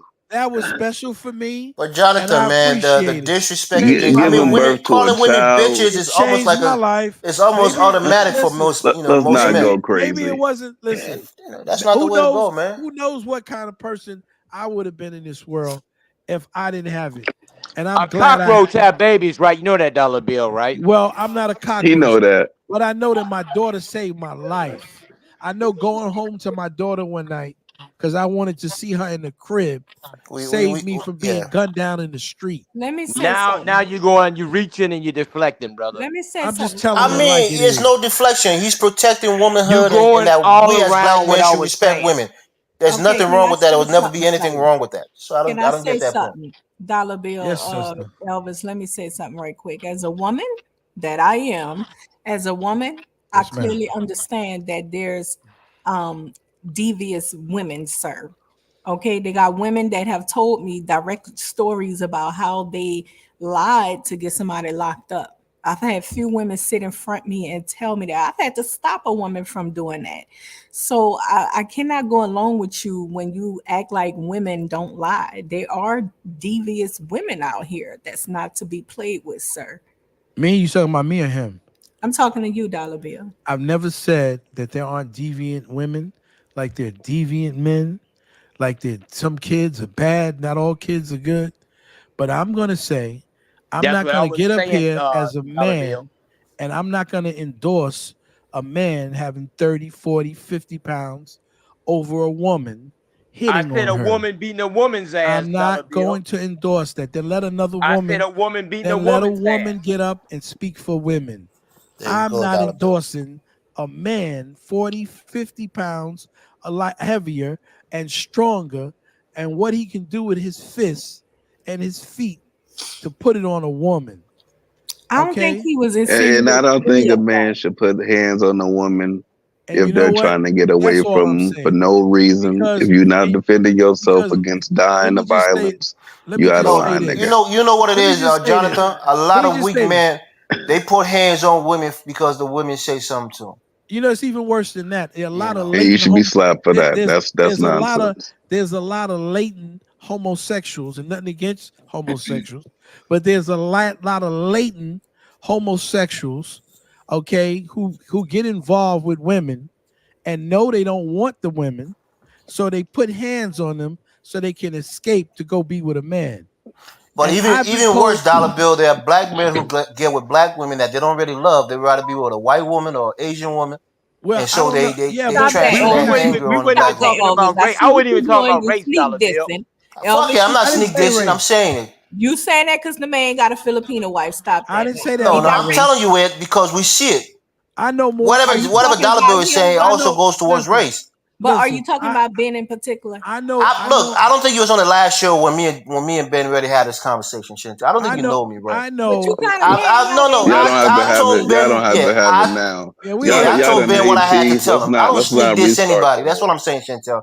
You saw my kindness to be weakness. You think I'm some kind of soft person. I can be really ruthless. Let me tell you I can something. be very vicious if I want to. Let me So I'm not somebody who sneak this. If I want to say, I say it. And I said it to Ben a lot. And he got a taste of what I was trying to say. You can do on so here. I don't got to sneak this. Let me tell you something. Don't go there, Chantel. I have. Hold on. Let me check Elvis right quick. Baby, you do sneak this because you called me yesterday. You called me disruptive. Last time you were speaking on behalf of Black American women. There was no Black American women on the panel. And I'm like, well, who is he to speak on behalf of on our behalf? I don't speak on behalf of anybody. I speak on behalf of Black women. I'm a black man. I'm a black man. I'm a black African man. I speak on behalf of Black American women. No, you're trying to qualify Black American women are Black women in general. I've seen them on other shows. No, you're an African man. You cannot speak on Black American. No, I'm a black man, Chantel. I'm a black man. Black man first. No, you cannot speak. No, the hell no. Jamaicans and Africans cannot speak for Black Americans. Chantel, you don't have that. You don't have that power. That's like saying a Liberian woman can speak on my behalf for my people. And well, you say on your behalf, you know that's different. Nobody's in court speaking as your. I'm a black man. I have the right to speak on black issues. I speak on different black African countries that I'm not from. I speak on the Caribbean. I'm not from the Caribbean. I speak on Haiti. I'm not Haitian. I speak on everything black. This is a black platform. We speak on black people in general. Okay, let me speak. And I've heard them go up. No, you want to speak for if you want to speak for African Americans, go to an FBA platform. This is not a purely FBA platform, Chantel. You guys, you and Dollar Bill have been talking a lot. People let you have the flow show. Please let me speak. Okay, you know what? You're right. Okay, what I'm saying is that I cannot speak on behalf of a Liberian woman. I know nothing about them, just as I know they know nothing about us. So I would not make it my business to speak on the Ethiopians, whites, Liberians, or nothing else. I'm going to say you have to ask a Liberian. I have no idea how they think and what's their mentality. So you say I spoke on a black woman. Be specific. You cannot speak on a Black American woman's behalf. You don't have a Black American woman as a wife. You don't know the culture like that. You're accusing me of something. Be specific. What did I say that led you to think I was speaking on their behalf? I can't remember exactly, but you can. No, you got to remember, because if you say I was speaking in general, that's different. If I was speaking on specificity, Elvis as a black man speaks on the behalf of Black women. Out of respect for Black women, me as well. No matter what they are. A Black American man can't speak on our behalf. That is what I'm saying, sir. You gotta stay in your lane. Chantel, you're a feminist. We don't buy that way of thinking. I'll never buy it. I'm not buying it. I'm not a feminist. Black men can speak on behalf of Black women to protect Black women. Okay, so African men can speak on behalf of Black women to protect Black women. I don't buy that BS that we can't speak because we're not Black Americans or we're not women, so we can't speak on it. I don't buy it. I don't. You don't know our culture, brother. I don't buy that, Elvis. That's crapping. I'm not talking. When I come on this platform, I don't just say Black American or this. That's why you never hear me get in the wars with Kala or Dollar Bill, because I don't carry myself like that. I don't come in and stereotype Black American people. Well, you stereotype me just now. You called me a feminist. Yeah, because you said Black American men can't speak on issues that relates to Black American women. What are you saying? That's not what I said. I say they cannot speak for us. Why not? We are women, sir. They cannot speak for women. They don't know how we truly think and feel. We have to let them know. And we cannot speak for them. We don't know how they truly feel.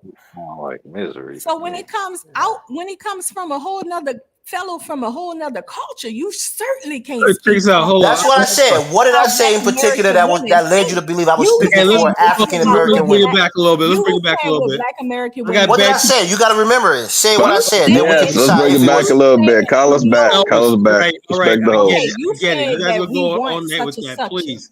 No. I only brought the question. What does black women want in a man? I think we were talking about Mystic Black. You were talking and you said, well, black American women want this. And I say, whoa. No, you're probably just grasping for straws. No, I don't even speak like that. No, I'm not, sir. I wouldn't lie. Hold on, y'all. The host is talking.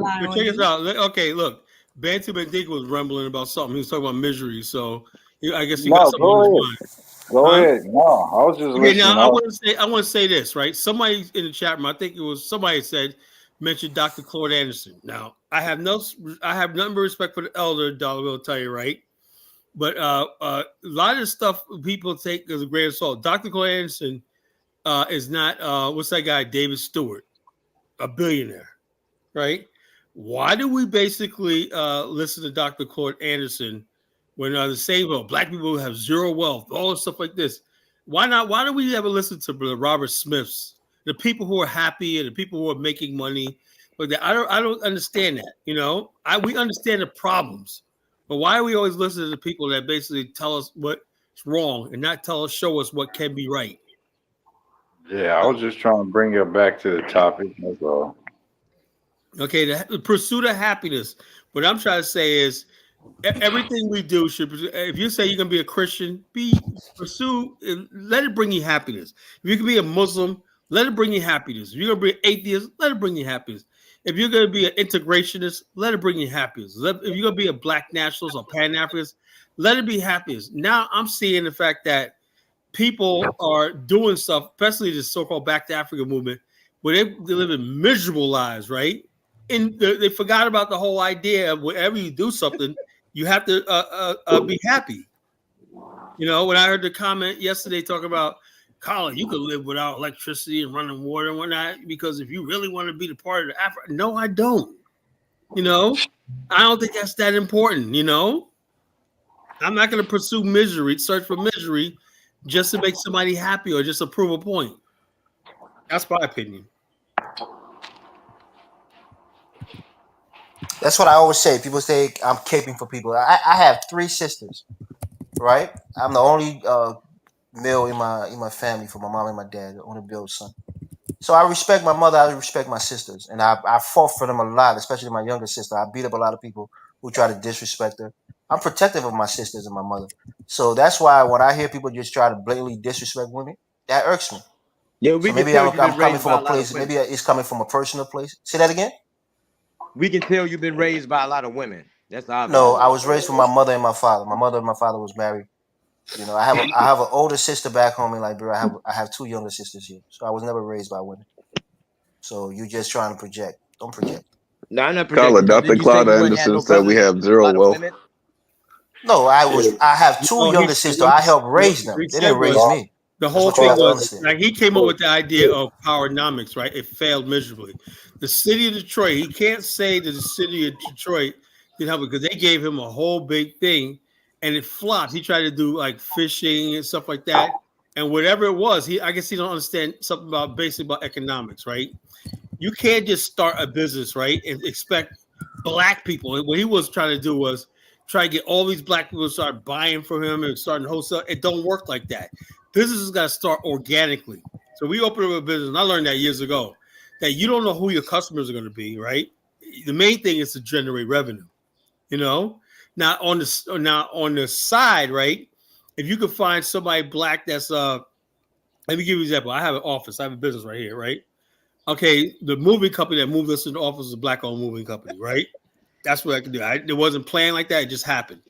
Some of the guys do the carpentry work for us, some of that black, and stuff like that. So, so anyway, what I'm saying is a landscaping guy, one night that cleans up the parking lot. Sometimes he's black-owned company, or that. But I didn't go in saying we're gonna do this all black on that. He made this mistake when he did that, because black people were just not reliable.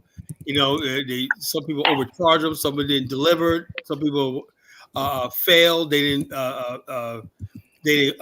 pursue their obligations and everything. So he went on this blind, we're going to build this black utopia business and everything, because he had childhood experience in Winston-Salem, North Carolina, which he saw all these black businesses. But that was a different time period. Black people lived in separate enclaves. So you could, of course, so naturally you're going to have a black business class that serves a segregated community. You know, he thought he could do that in Detroit, right? And what happened was the Arabs, the whites, everybody else put him out of business. Because black people go into those, he couldn't understand why black people were still shopping in the white areas and everything like that, but not what he thought was powernomics area, was black owned. You know, the miscalculation.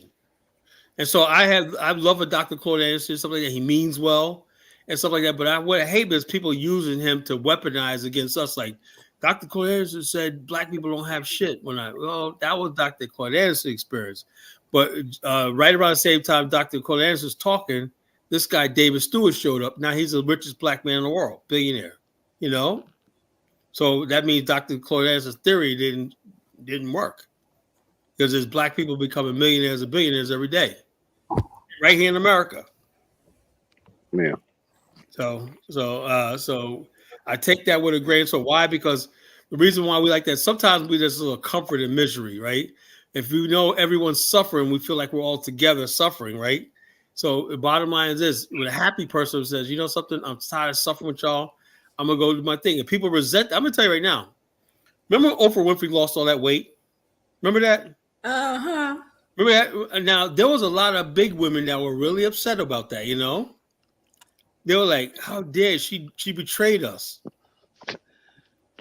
Really, Carla? The women were telling you that they betrayed them for losing weight. Saying it. That Oprah's new look and whatnot, they said, you know, her ratings went down and everything. They said they can't vibe with the new Oprah because she looks slender and everything like that. That's not what they used to. What's your point? My point is that people like misery. You know, there's a lot of fat people sitting around the television, you know, so, oh, I love myself Oprah and whatnot, you know, while they're eating and everything. Yeah. Wait, she's like, it's because white people like seeing a big there's just truth in what Carla just said, whether we like it or not. There's some truth to that. You're gonna stop it. There's some truth in that. Who is that, Jonathan? Look at Elvis. You know, messy. Ooh, wow. in our community, I've seen a lot of women be like, girl, what you trying to work out for? You ain't got to lose no weight. You live fine the way you is. All of that little nonsense crap. Well, now, as a woman, we do a lot of cuckoo head shit in our community. I'm not going to sugarcoat it. Okay, it as sucks. a woman, I think but we'll fix it at some point. Okay, so as a woman, I think that all women should feel good about themselves, whether they. No, I don't agree with that. I don't agree with that. What about men? What about fat men? Like this. My point, I'm trying. We got to fix that too. Okay, they should feel good about. Like you should feel good about yourself, but don't never get too comfortable. Like give me. You're only saying it's women, Carla. No, hold on. No, let me finish what I'm saying, Chantel. What I'm saying is, you can always be better and improve yourself and everything if you're honest with yourself. When you face the ugly truth, right, you understand reality, right? Let me give you a perfect example. I lost 100 pounds in the last 7 months, right? And every time I met a client yesterday, right, she goes, everybody like, God damn, you look so freaking slim. What the hell happened? I'm like, I said to myself, to people, was I really that big? Everybody's like, yeah, you were. I'm like, but no one ever told me, you know? I thought I was looking good, man, all this time. Man. I was like, they're like, yo, you look half the size you were a year ago. I'm like, you mean tell me I was walking around looking like that and feel that? Why didn't somebody say something? You know, that's what happens when you're not honest with people. Carla, right? I could tell back then when I interacted with you, you was breathing a lot more heavier. You don't do that now, so clearly you lost a lot of weight. I don't remember breathing heavy, bro. But, yeah, I remember. Yeah, you were breathing heavy. No, so I don't remember that. Maybe Carla took us to turn on this microphone. Yeah, and Tetris, you know. Pictures Farm remembers, Carla. We remember. Mr. Dom, if you want to come up and address me about something, you can. I'm not a lady that rages, honey. I can have No, we like Mystic Dom. I think she has a completely different perspective. And we like to hear her perspective. So Elvis. you can come on, Mystic Dom. I was talking, Elvis. I don't know why y'all just act like you don't hear me talking. So I'm a woman, Mystic Dom. I know how to have a conversation. If there's an issue you want to hash it out with me, you can come up here. I ain't gonna go berserk. I mean, you keep coming for me. I don't know why, but I would think Missy Dime and Chantel would get along good. They're about the same. For me, I respect whoever want to do with it. Long as you ain't killing nobody, I got respect for your lane. Stay in your lane. I'm gonna stay in my lane. Do what you do. I'm gonna do what I do. That's Amen. Come on up, Frenchie and Marie Shy. Stuff. I ain't into telling nobody what to do or nothing. That's your life, honey. You live your life. They got mammies. They got what you call it? You call me a mammy. They got mammies. They got feminists. Whatever. Hey, if that's what you want to see me as, you have a right to think about me the way you want. I have my thoughts about you too, but I don't feel it necessary to really tell you because, it's not a big deal. Hey, Chantel, where you from? New Orleans originally. Oh, New Orleans. Okay, I got you. New Orleans. Oh, New Orleans. New Orleans. 7th Ward. 3rd Ward. Freeport, right? No, I'm from the city of New Orleans. 9th? Were you from the 9th Ward? Yes, Desire, Florida. Oh, Lord, man. Boom, boom. What does that mean? What does that mean, Kylo? What is it dangerous out there or what? Very when I was growing up. I'm also from the 13th. I went to school at Fauchette, so I know Lil Wayne and them and everything from the Magnolia Project. Lord have mercy, man. I know all of them. I know Master P brother. I went to school with him. I know all of them. Chantel is a certified OG. Was she murdered? The one that's in jail? No one's an OG down. You're just a victim. Yeah, I apologize for you being born in that. I'm sorry, what? I apologize for you that you were born in that shit. Is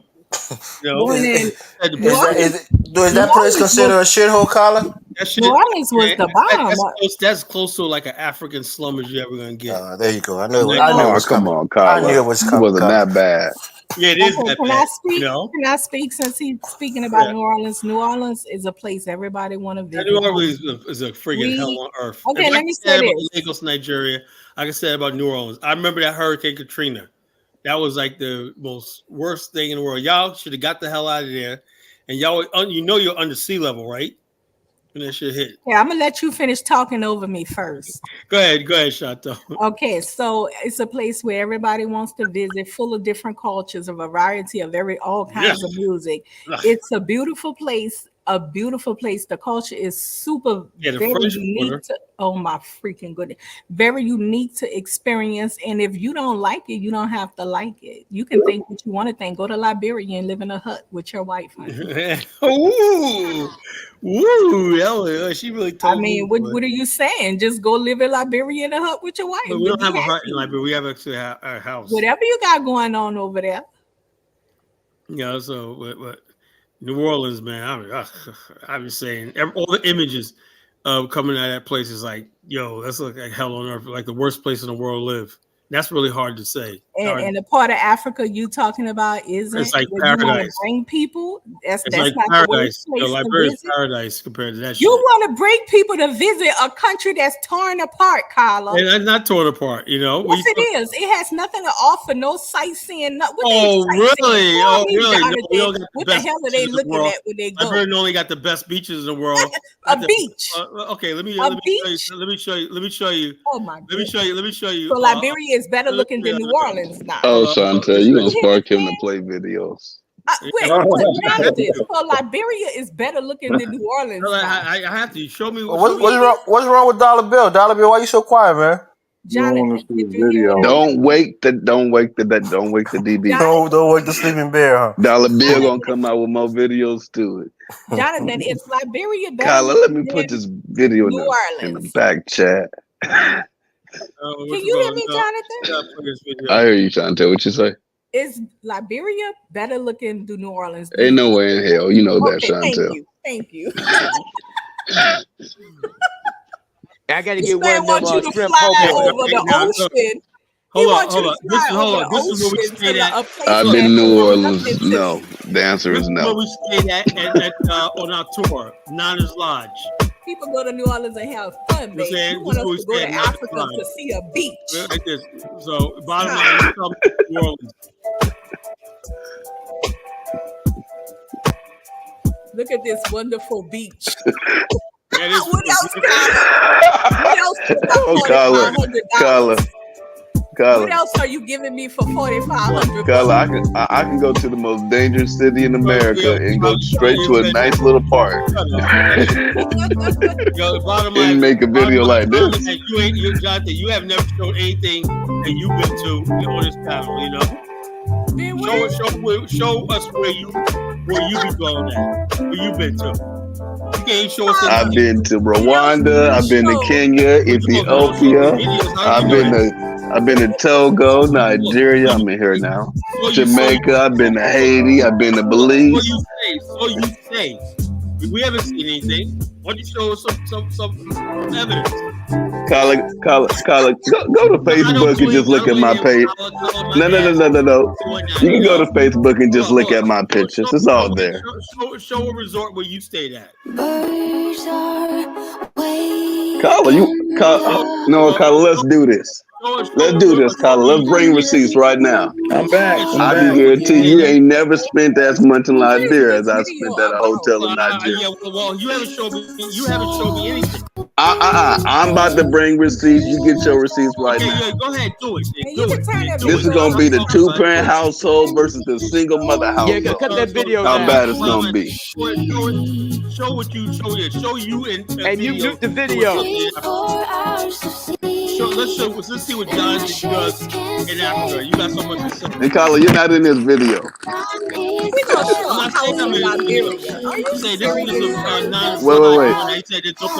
We've been looking at this same building for a long time. And this same female. Come on, sir. Wake up. Come on. Somebody flash the camera. That look like some shit we could find in the middle of nowhere in Alabama. Yeah, well, whatever. Yeah, so whatever. What else, Kyla? Come on, show us some more stuff, Kyla. Whatever. Kyla showing that like that's a flex. Whatever. I'm talking about New Orleans. New Orleans is shithole. You know, how about that? Show us some more stuff in Liberia. We'll get to see if we give you $10,000 to go on tour. Okay. What else we can see besides this house? Okay, well, what I'm saying is this. So the bottom line is, so when you basically have stuff like this, we stayed in Candasia. That's built by Robert Johnson. Did Robert Johnson build any fucking any hotels in New Orleans? No. What? Let's say which one? Did Robert Johnson build any hotels in New Orleans? Did he build any in America? He built. I don't know. Yeah, he built them. He got some in Maryland. All right. Where?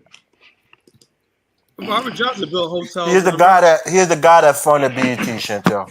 He's the guy who want somebody to give you $10,000 to fly across the ocean to show me. I didn't say $10,000. Can you guys hear me? I know you can afford. Can you guys hear me? I know you can. I give you 10 years. You couldn't afford $4,000. You know? That's a whole scam. You're gonna tell me, you're gonna get. I know you couldn't afford it anyway, but yeah, it's a scam. But yeah, we took. Hold on. I took 17 people there back in March. So how much you charged? Can you hear me? It was only this year was only 4,200. Next time, Carla, we got somebody new in the chat who wants to say something. Let him speak. All right, let me play his video first. Oh God! Shut people up. Right. Carla, just face it. Liberia is not as developed as New Orleans. Hard work. How do I No, I'm saying like this. When I'm saying like this, when she said something like, I'm saying I would not go to New Orleans. Out of compliance? Liberia ain't as developed as Lagos at the moment, and that's the size of Liberia. You can mute that. Robert Johnson. Stayed here too. Robert Johnson from BT. He built it.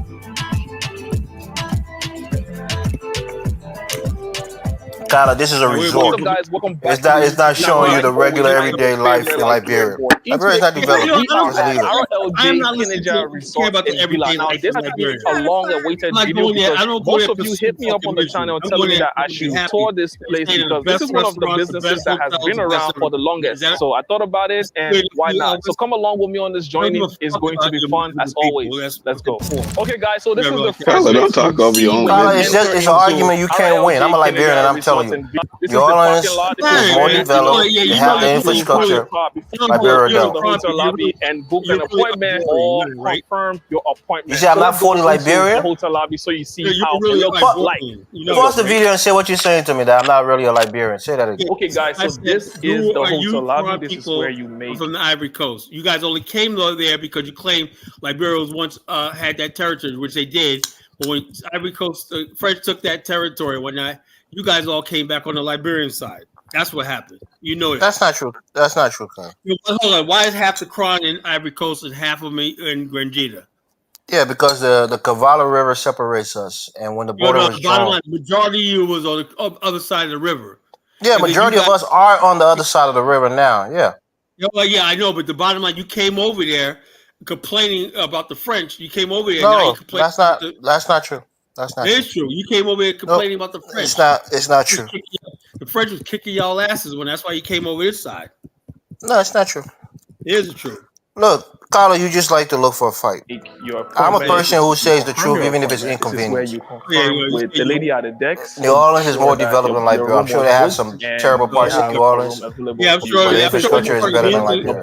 It's a fact. No big deal. I just thought that you should see the hotel lobby. This place also has ATM machine, SIB Bank, and Echo Bank. But within Liberia, you can also withdraw money from either ATM machine if you're using a Visa card. So this place accommodates everybody. Let's go check it out. I never felt more safe in my life. You know?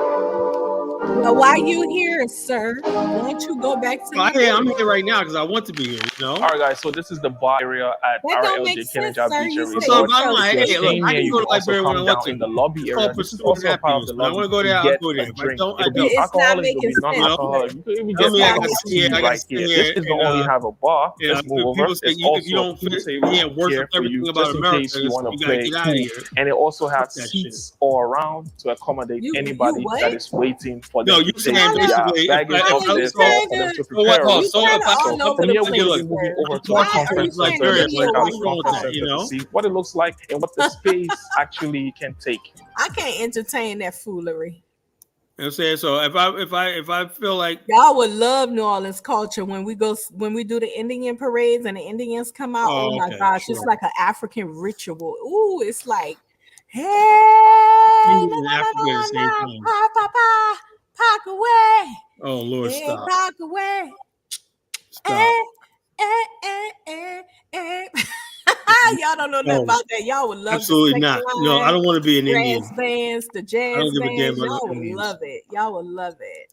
The culture is completely different from. Why don't you show us some pictures, some videos? Food. I ain't showing nothing. You can go look at it yourself. The food and everything. Every time I look at New Orleans, I see kids running naked and people shooting each other. You ain't seen that in no damn New Orleans. Yes, I did. I seen. Yeah. You guys want me to pull New Orleans? That's a straight lie. Okay. Now you might see some niggas that look crazy, and they are crazy. They would shit. I suggest you stay on Canal Street and don't go away from that area. That's all I can say about that. New Orleans is hell on earth, man. That's the worst place for black people. Y'all showed y'all ass when the Hurricane Katrina came here, you know? Colin, why are you breaking up some shit that happened? How long ago was that? 2018? Doesn't matter. 2006, Jonathan. 16 years ago. 2005. 18 years ago. 2006, My God. 2018. What do you expect doing? We're going back that far? So try to look at something bad about New Orleans. Well, she mentioned Master P, right? That's in Master P. That happened before Katrina. So why not? Why can't I mention Katrina? Dollar Bill, what happened to you, dog? You got quiet for a second. She get to bring up the Liberian Civil War. That's how far back she can go. Okay, I know the Liberian Civil War. Like that. I said, let me sit back in a minute. That's why people have a civil war right in the first world country. New Orleans is that true, Mari? Are you really a witch, Mari? Mari Shire? I thought he was saying I was singing witch music. Hey, leave Marie Shy and her witchery alone. Cast a peaceful spell. Let's have peace among us. Yeah.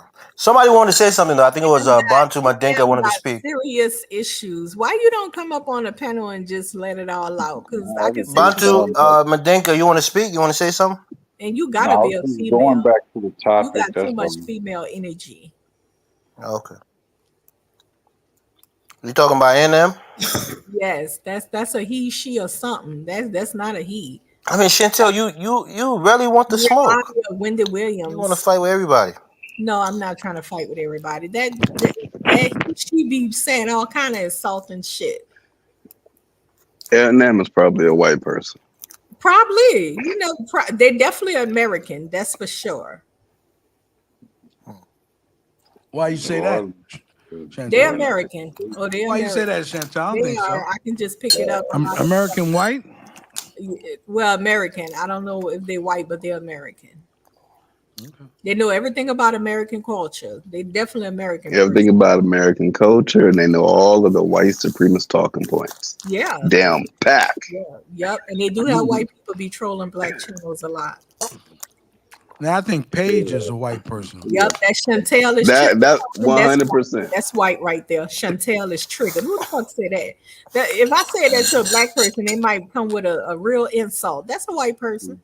The moderators won't get rid of them though. I know Kyla loved that troll. Who?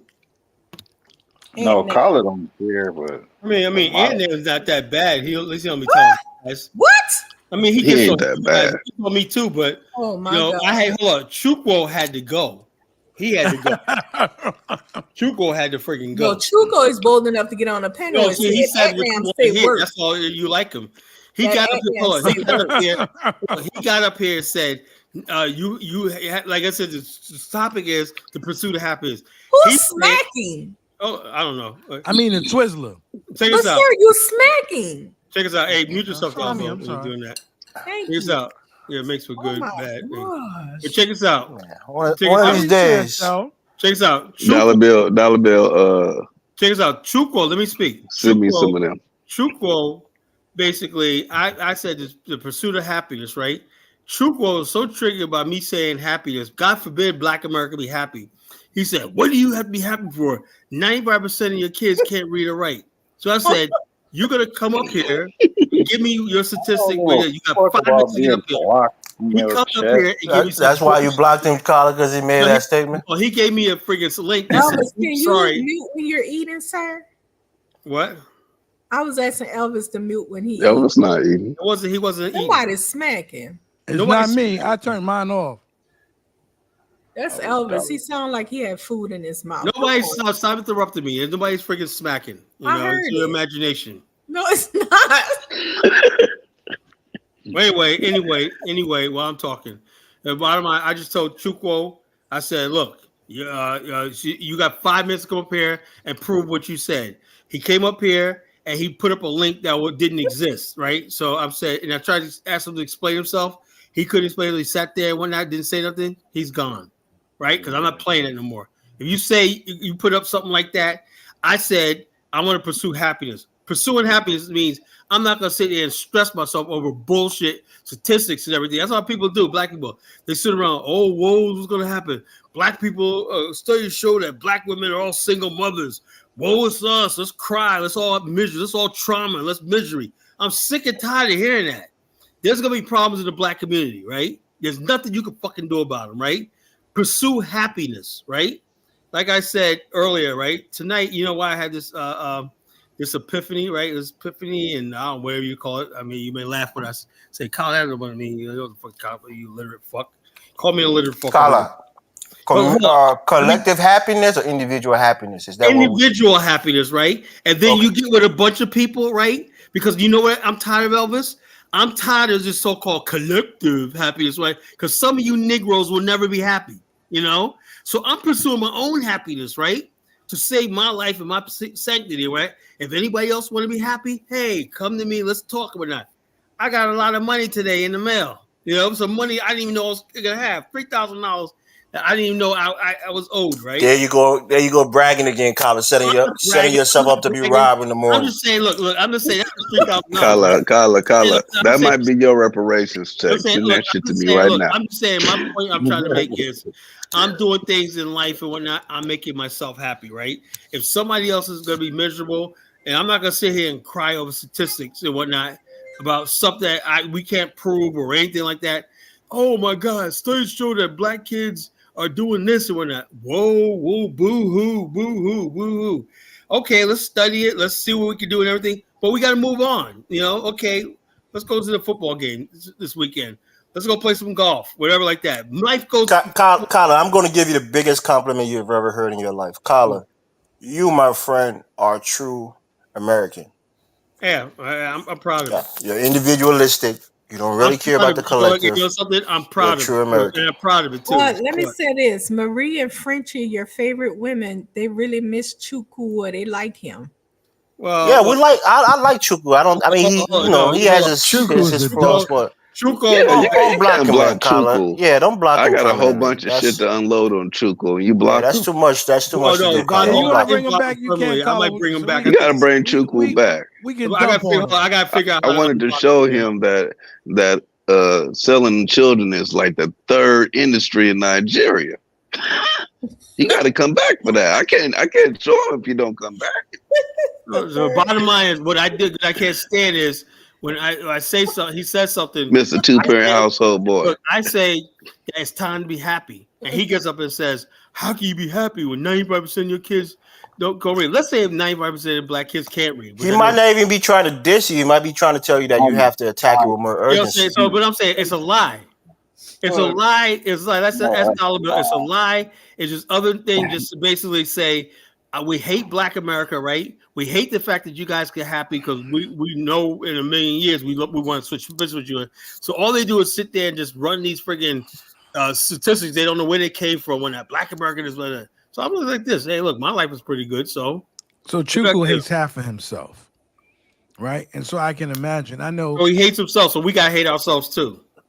Hey, there are people on this panel who hate part of their blood. They don't want to be from a certain area on this planet. That he's a African, so he hates being African. He wants to be a full-blooded Igbo. I said there are people on this panel who hate part of their blood. They don't want to be from certain areas. Yeah, I know he hates his African Americanism. Like who? He wants to be like Ben Yusuf, like Chantel. See, I told you to sneak this. Now you being direct. Okay, what do we not like about our bloodline? You said majority of your blood is not African. Right. I believe that we are admixture. Doesn't mean majority. You can have admixture, but majority of you is African. Chantel, I can tell by your voice. That's okay then. So what is your majority of your blood? What are you? If Chantel, if you say your majority of your blood is American Indian, then you're Indian. If it's majority white, you're white. If it's majority African, you're African. Girl. Okay, so let me tell you something now. Let me speak. We have the right to identify as we would like. No, you can't. Oh wow, trans. What is it? Transracial identity? But I just let you talk. 400-pound woman talk about I identify as a supermodel. Can I speak? Okay, thank you. I'll let you speak. So what I'm saying, Elvis, is that person identifies you don't know how to stay in your lane. Okay, you over talking me again. That's not even me, shit. I think you got smoke from me, but we can handle it after this. Go ahead. That was dollar bill. Go ahead. Okay, so let me say this. So I can identify as we want. You have an issue with staying in your lane, sir. It's like you want to be the leader of people. So you're not my leader. You can't tell me that what I am and what I identify as. I've told you many times that we are an admixture of people. We have white bloodline, indigenous, and African. Okay, we're an admixture of people. I asked you a direct question. The answer that you gave me is what I'm going by. I asked you, what do you think?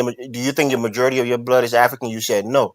No. So if you are not a majority of something, you can't claim to be that thing. Okay. Right? So Kyla did a DNA test. The majority of his ancestry, the majority of his ancestry is from Africa, Congo, Nigeria, Angola, whatever. You have other percentage that is small from from Western Europe, from the Somebody Indian. told me they Well, saw you from behind. Kyler considered himself to be very black because the majority of his blood is black. I think that was. I don't believe in the DNA test stuff, sir. Of course, until you got to go get child support for somebody, and then that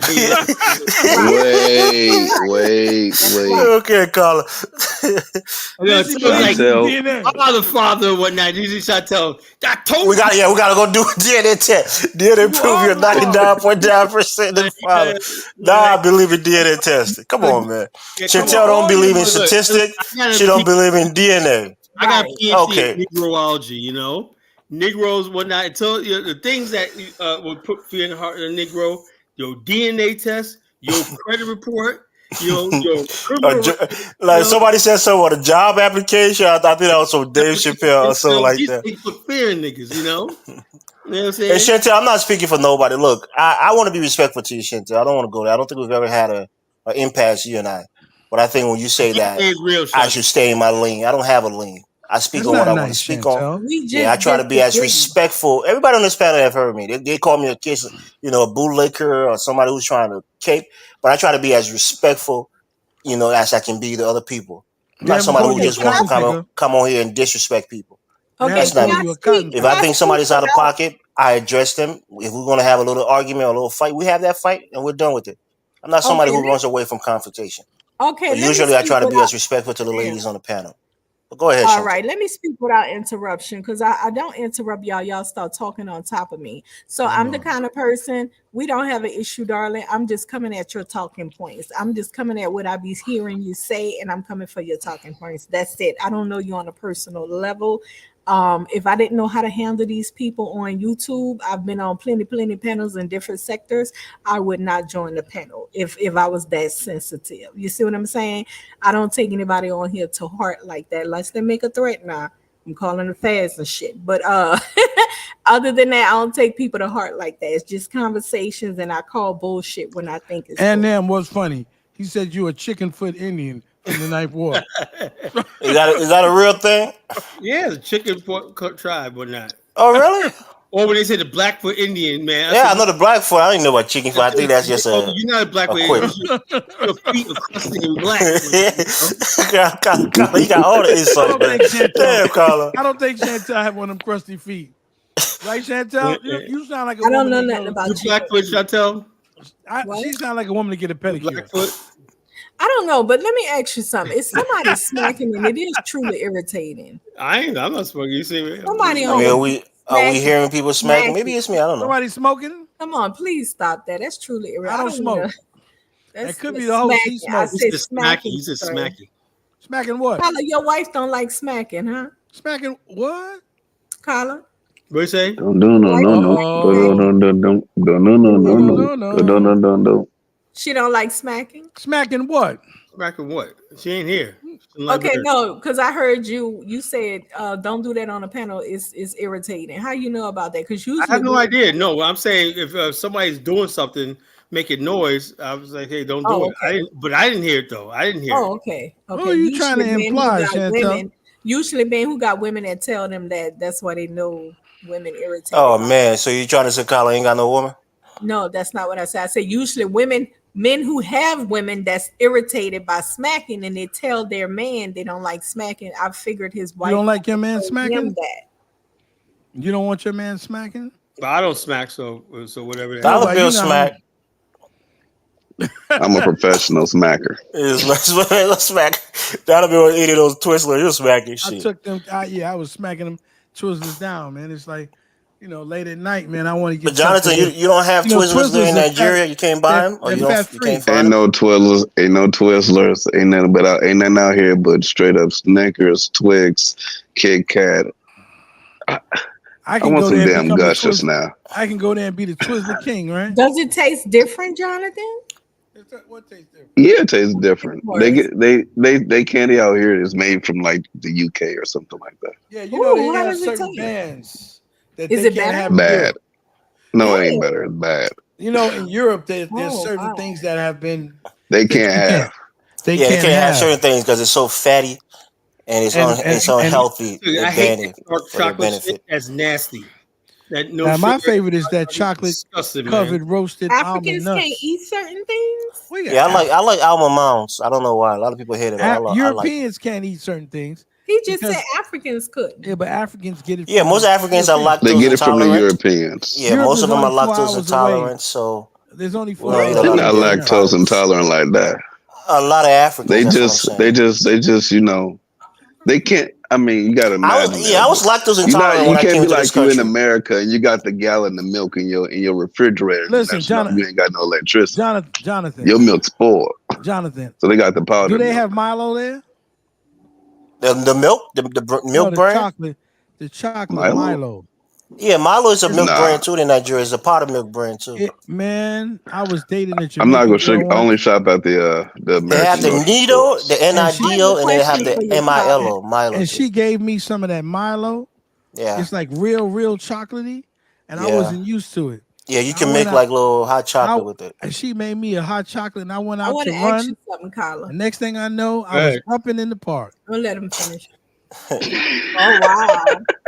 Carla, how much is the tour? I toured $4,500. No, Colin, we can't let Chantel go to Liberia. She's just gonna go there and shit on my country. Yes, go get Chantel. What do I get to see, I'm not gonna let her know who I am, though. What do I get to do? Well, we'll put up when I put the flyer in about another month. Boy, make you fly. You'll see. I'm gonna call the embassy and tell them to ban Chantel from entering the country. I want to see if I want to go. Can you sell it to me? The bottom line, we gotta make the flyer. We just put it together now. That's why I said right now, people interested, just start saving your money because we'll have the flyer out there. But Bomani does the friggin' excellent. He made a print. 500 of that money goes to me because I'm letting you guys step foot on my land. No, don't say that, Elvis. Don't say that. okay. Don't say that. Okay, Carla. Because you'll get on another platform and say something like this. You know, I'm dead serious. It's a business. No. What about that? The bottom line is you don't talk about that, you know, right? If somebody wants to know about something, let them talk to me. Don't say nothing. They know I'm bullshitting, man. Come on, don't know we don't get along like that. Like I said, you guys know when to stop playing, you know? Okay, my bad. I take it back. Colin once told me he don't really care a fuck about money, but now he's real sensitive about his money. I'm trying to do a business, right? But mine's gonna make the money. You know, I don't make nothing out of this. You know, I'm promoting my organization and my movement over there, my chapter over there, you know? And so bottom line is Bomani makes the money because he does all the work. He puts it all together. Don't be afraid of Bomani, Colin. Be a man. Stand up to Bomani, man. Don't let him come. No, it doesn't matter stand up to him. I back him because he does what he does. He's the best, you know, at what he does. Get off his nuts, Colin. I just want to give Chantel credit. You know, she used to come on here and be like, you know, why are we going to Africa? Why I go to Africa? And she just wants Colin to tell her. Liberia. She wants Colin to tell her what else she's gonna see except that beach. Because she's trying to make fun of Colin. She gonna go to Africa and get that push. Bottom line is. And come back and say, this is what Colin's always talking about. Look at this place. Look at how these people live. They ain't even got no lights. They ain't got no electricity. You're gonna be talking shit all day. You know how it goes. You'll keep talking over me. You sound stupid. You know, right now, in all seriousness, like if you're serious about this stuff, go to the library, get some books on the country, go to the bookstore, get some books, learn about the culture, learn about the history, and everything like that. That's the first thing to do. Order my book, Journey to the Promised Land, you know, on Amazon, you know. And so when you get accustomed to the country, you start pique your interest and everything like that, you're going to see the connection between you going over there and what you read about the country. You're going to be fascinated. You'll be like, wow, man, you know. And that's the connection. Because like I said, in my novel, some of the places we visited, right, was mentioned in my novel. You know, people are like, okay, I read your novel. And they got a lot of people that went on tour, read my book, you know. And they're like, wow, man, we went to Edina. They wanted to see Edina in Grand Bassa, you know. And say, yeah, we read about this, you know. And they wanted to see Providence Island, that's mentioned in the book too. So we went on Providence Island and everything like that. So the bottom line, once you know about the country, you want to see them. As simple as that. And then all the extra stuff, the museum, and then we got the nightlife, we got the restaurants, we got the hotels. I mean, it's really, really nice. But Chantel, do you have a genuine interest? You know, I was supposed to go to Africa years ago. I bummed out on him. I was like, nah, no, thank you. I'm glad I did too. Where was you supposed to go? What, Diners? No, not nobody online. Okay. Supposed to go What to country? Ghana. Ghana? Yeah. Yeah, go to Africa. It's nice to visit. It's going to be very, very different. That's basically, and also the thing about Liberia. The other thing is that this is where our ancestors from the Caribbean, America, and other parts of Africa created the first Africa's melting pot of cosmopolitan society. On the shores of West Africa. It was remarkable. And when you go to Liberia, you see the mixture of the Caribbeans, people from other parts of Africa, the hinterlands, and America, all mixed into one culture. Culture now. So what about the food? The food there is just like it's a mixture of African food. Man, I think you know me. I don't like to cap for anybody, but I think in West Africa, I'm gonna say this. I might get pushback, but I think Liberia has the best food in West Africa. Yeah, I'm not going to talk about that. What? A Liberian? Hold up. You have Liberian red palm butter, and you fry your potatoes and fish with that shit, and with some onions and that. You talking about good? That palm butter is spicy or not? And the 3 different types of rice they got there. I mean, oh my God, they always give you spice. I'm telling you, Jonathan. I don't know if you've had it, but you know me. I like to be honest, even when it's inconvenient. I'm telling you. I think even Akon, who is from Senegal, he said that Liberia has the best jollof rice in West Africa. Cornbread, you got all. Our cooking is great. We don't have a lot of great things, but our food is very, very good. You got fried fish, everything. The best food to me is the snapper fish. You get a big ass snapper fish. It's so tender you can eat it off the boat. Is that a coastal country? What? Yeah, it's a coastal country. Yeah. It's all coastline. Our entire country is a coastline. So it's fresh seafood. Yeah, we got big ass lobsters. Ooh, I love big ass seafood. shrimp. We got big ass shrimp, big ass lobsters, everything. Ooh, that sounds good. I'm a seafood eater. We have lobster with Nana Lodge. We had lobsters. But Monty goes, man, I tried to fuck all that lobster up, man. I'll say, yeah, I know. You had like 6 of them bad boys. He had like 6 of them lobsters at Nana's Lodge. He sold us a buffet. Everything was laid out, man. Every hotel we went to, we had a buffet. So do you do straight flights or do you go to the flights, everything, food, everything's included. Everything. No, what she's saying, are you doing straight flights or you do connecting flights? No, we do Air Morocco. Morocco. You go to Morocco, you stay, and sometimes if it's more than 13 hours, they put you in a hotel. It's more than 13-hour layover. They put you in a hotel. They drive you to a hotel. So I drove through all the city, went to a hotel. I slept, got up for my next flight, connecting flight to Monrovia. So it's like Monrovia. But I really want to know if Chantel is for real because I want to see her in Liberia. Well, I'm sure she'll enjoy a couple of things. She might meet a crew brother there, and and might want to come back and start filing for his documents to come and join her. God forbid. What do you mean, God forbid, Jonathan? Well, hold on. What goes on? Chantel is single. She's there for the taking. Why you say that, Jonathan? Yeah, one of my muscular cool brothers can pick her up. The guys who I usually kicked it with that's from Africa was Gambian. That's the nice looking brothers, Gambian. Now I think you need to stay in America. Definitely. But your mouth, definitely don't. Stay away from Gambians. A lot of Gambians. You too strong. You got that strong. I used to talk to a lot of Gambian guys. Yeah, I hear you. But listen, I think you too strong. Your continence is too strong. She'll fit perfectly in Nigeria. Oh, wait. Let me get to that. Why y'all acting like African women don't have bad attitudes? Come on, cut that shit. I know a lot of African women with some serious bad attitudes. They live in a world that ain't realistic. Tell the truth, Elvis. Oh, he said African women. No, like Chantel. I mean, I don't know. I don't know if you listen to me on this platform. I don't kid for anybody. I tell the one thing that I always say: Africa have similar problems like that Black America has. We have similar issues. Some of our women are promiscuous. They're single mothers. They're disrespectful. It's the same thing. Nobody's telling you that African women are better or African American. That's what Dollar Bill is saying, pretty much. No. I did not say that, sister. You say I shouldn't go because I'm a little manly speaking. I'm saying African women who got. I didn't say no. They way worse than me, sweetheart. No, sister. That's not what I said. I didn't say you shouldn't go anywhere. But when I said you're a person who's used to, to speaking up for yourself, and some of you can't do that with some of these brothers in some of these West African countries. You can't do that because over here they're gonna knock you down. You can't That's do all that I'm here saying. in America either, sir. I'm just looking out for you, sis. You can't do that in America either, though. I'm just looking out for you. But Sir, in America, you got. sir, and You I can understand do how it in men America. are, and even in America, you can't pop off with men. Well, then you never gonna talk to nobody because you pops off. No, you don't know me, sir. You know me. Alright, so like she said, this is online. This is online, Dollar Bill. I'm sure in person, Chantel will be really nice to you. Sir. She'll be nicer to you in person. I doubt it, but I think I trigger her off. When she see your $1 million house and a couple other properties that you rent out, she'll be nicer to you. What? I've met millionaires, honey, What that are I've you walked away talking from. about?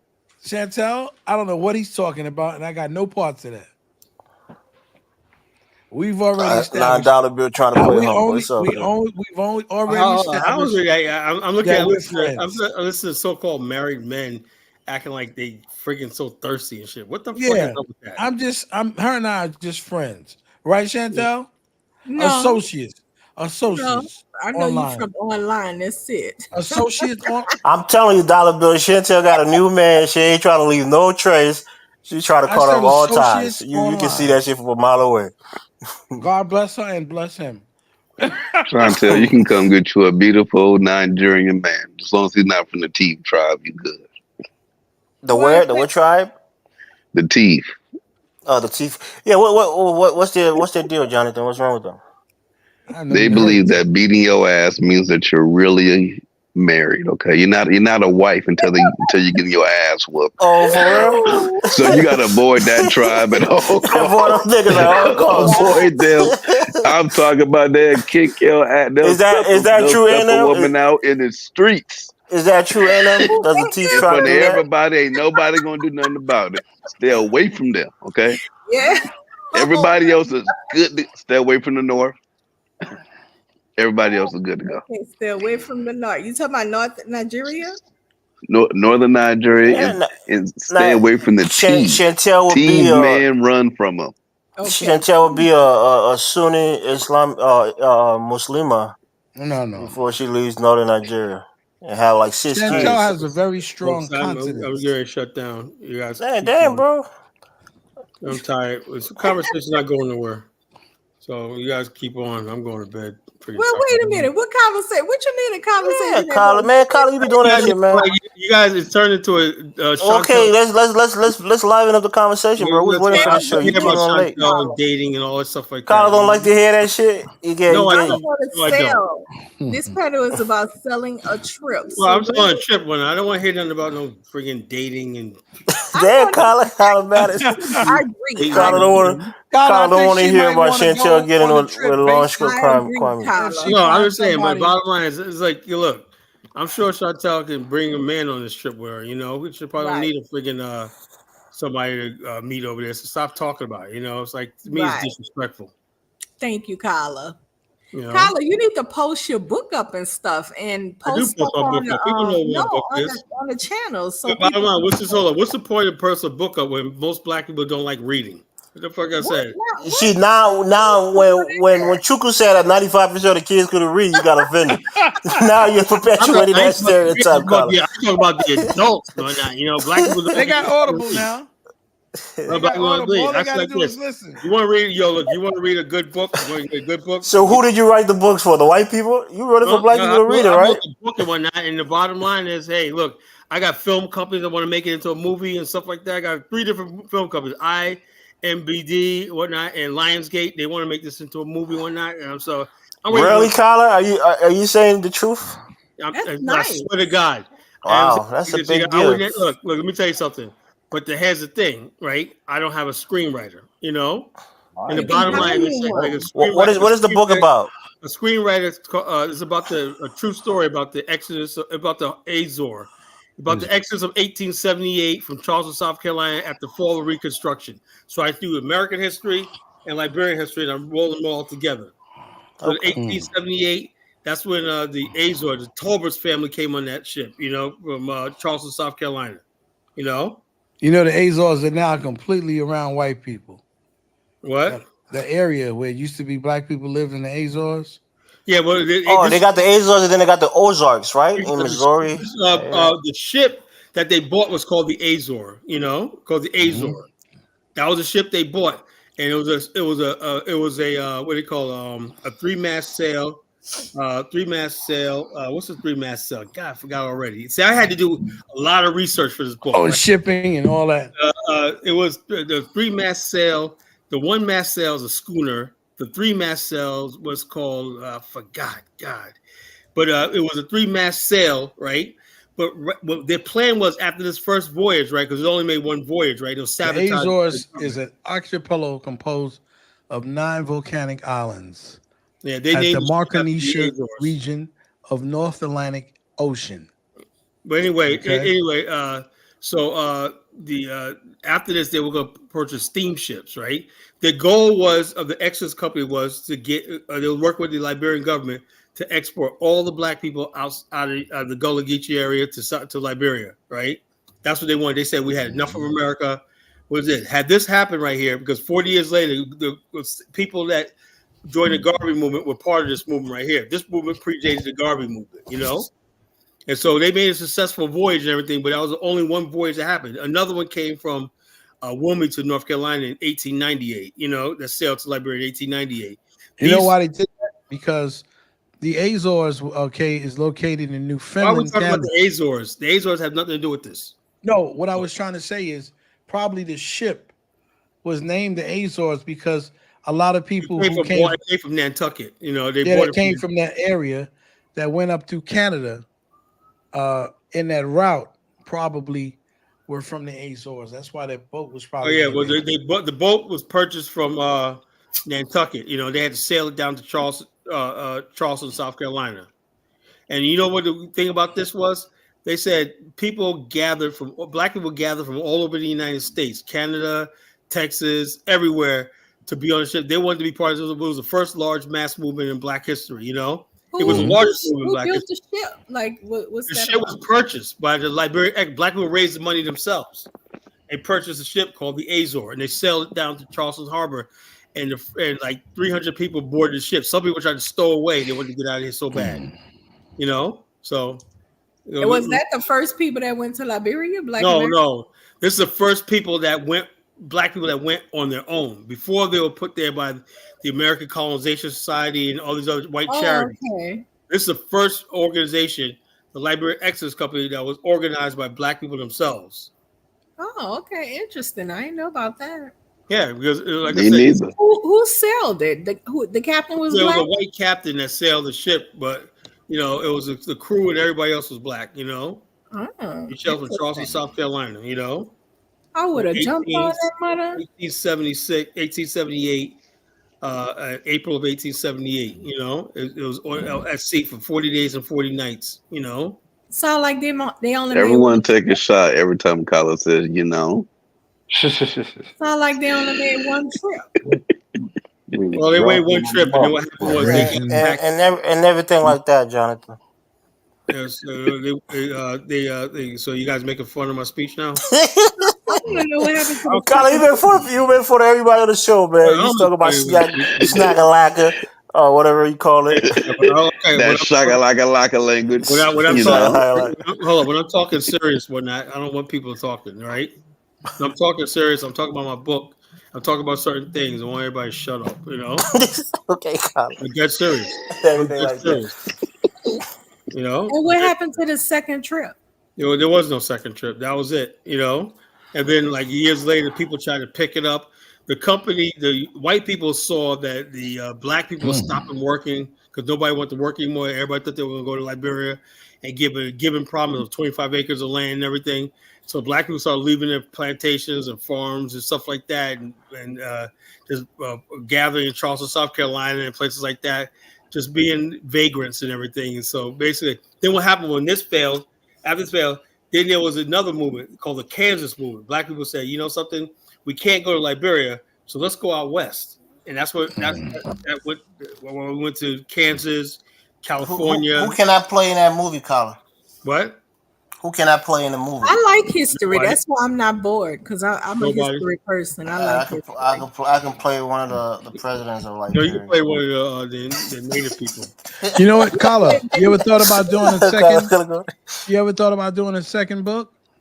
Yeah, I have a lot of books lined up. You know, I have a book. I mean, from the same genre. Yeah, I was going to do another series, Journey to the Promised Land. Do another. I was going to do the Nauticus, right? The Nauticus had the Dunbar families over. You know what they did to the Kron people, right? The Dunbars. No, what they do? What they do? When they had Dunbar, they did something to Elvis people. Big Hujig's he took the Kron Devil, stripped them, whipped them right in front of all of them. You know, whipped the Kron Devil. You know, stripped them like Kron. What are you Devil. breaking down? What are you saying? The Kron family? The Kron, they have the devil. You hear what Kyla is saying? I don't. All right, guys, every time you say these things, you justify the coup, Kyla. That's what I keep saying. Every time you say things like this, you justify that. You can hold on. No, you justify it because they persecuted your people. There you go. That's what Kyla is saying. No, I'm saying you guys wouldn't stop getting out of line. So he okay. There you go. There you go, Kyla. Okay, wait a minute. So this is they got out of line. They got right in line in 1980. They actually enslaved the Kron people. Always try to friggin' start shit, you know. And you guys throw stones and hide your hands. And so when he went there, he took his militia up there. He captured the Kron Devil and whipped his ass in front of all of them. You know? And then they got executed on the pole. You know, well, even. Who cares, you know? Not even. Oh, you guys had to join the military. You guys had to do all that. You couldn't face them like men. Hey. So when's the next show, guys? Yeah, see, Kyla, now you're getting mad. You said they put it with a pole and shot him to death. Hey, okay, what am I gonna say? The American people went. You whipped the devil ass. They came back and kill your guys. The Kron. It happens. The Kron Devil. They had the Bush Devil. You ever see these dances? Real nice, real intricate. I mean, Gotta get it back. You brought that to yourself, Kyla. You brought it on yourself, dog. Hold on. They have a thing. They have a grass skirt, whatever, like that, and they dance. Have a dance, you know. Okay. You know, called the Kron Devil when the Golas. Why did they have to do the dance, Kyla? Well, that's just the culture, you know. Oh. And it takes the Poro Society, the Sando Sand Society, the Poro Society. All these people do that stuff like that. There's nothing wrong with that, you know. Nothing wrong with the culture and everything like that. But you know, like I said, but they got into it with the American black people. Oh no, it wasn't exactly. It was just like this. They were actually. Well, you gotta catch Chantel up to speed, Kyla. What happened in 1980 between the Kron people and American Liberia? Most of the conflict happened between the indigenous people themselves, and what we tried to do, and our ancestors tried to do, step in. And what happened was that one people try to attack us, and we try to step in.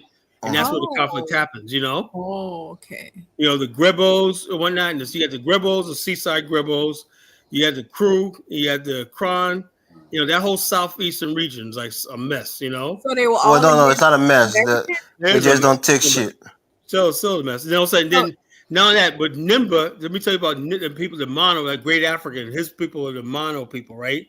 Them motherfuckers right there saved the Republic, right? Because they fought the French on behalf of Liberia, you know. That's why everybody loves Nimbus so much. When those guys are great, the Gio and the Mono people are great, you know.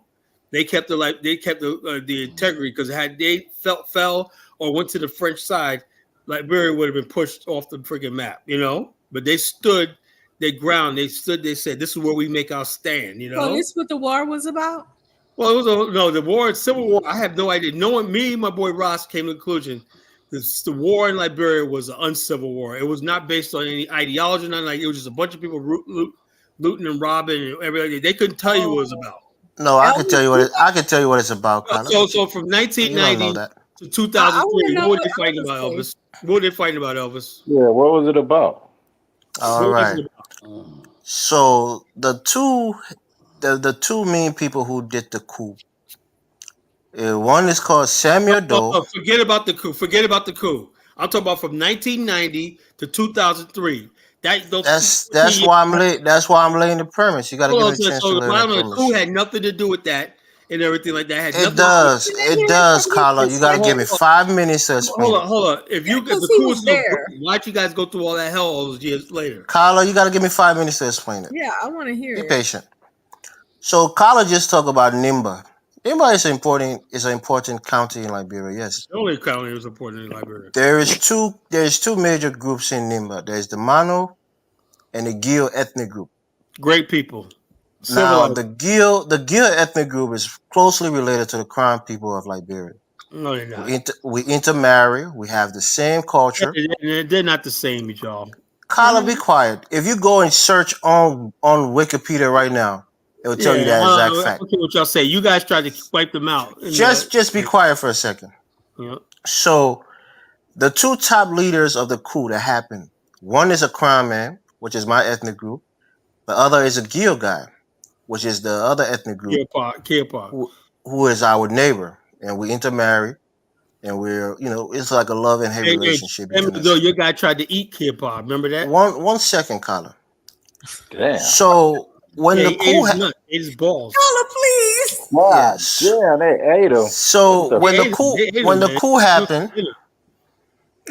happened, and these guys took over, there was a lot of guys who have pretty much like a council. They were ruling by like a ruling council. The head of the council was Samuel Doe, which is from one ethnic group.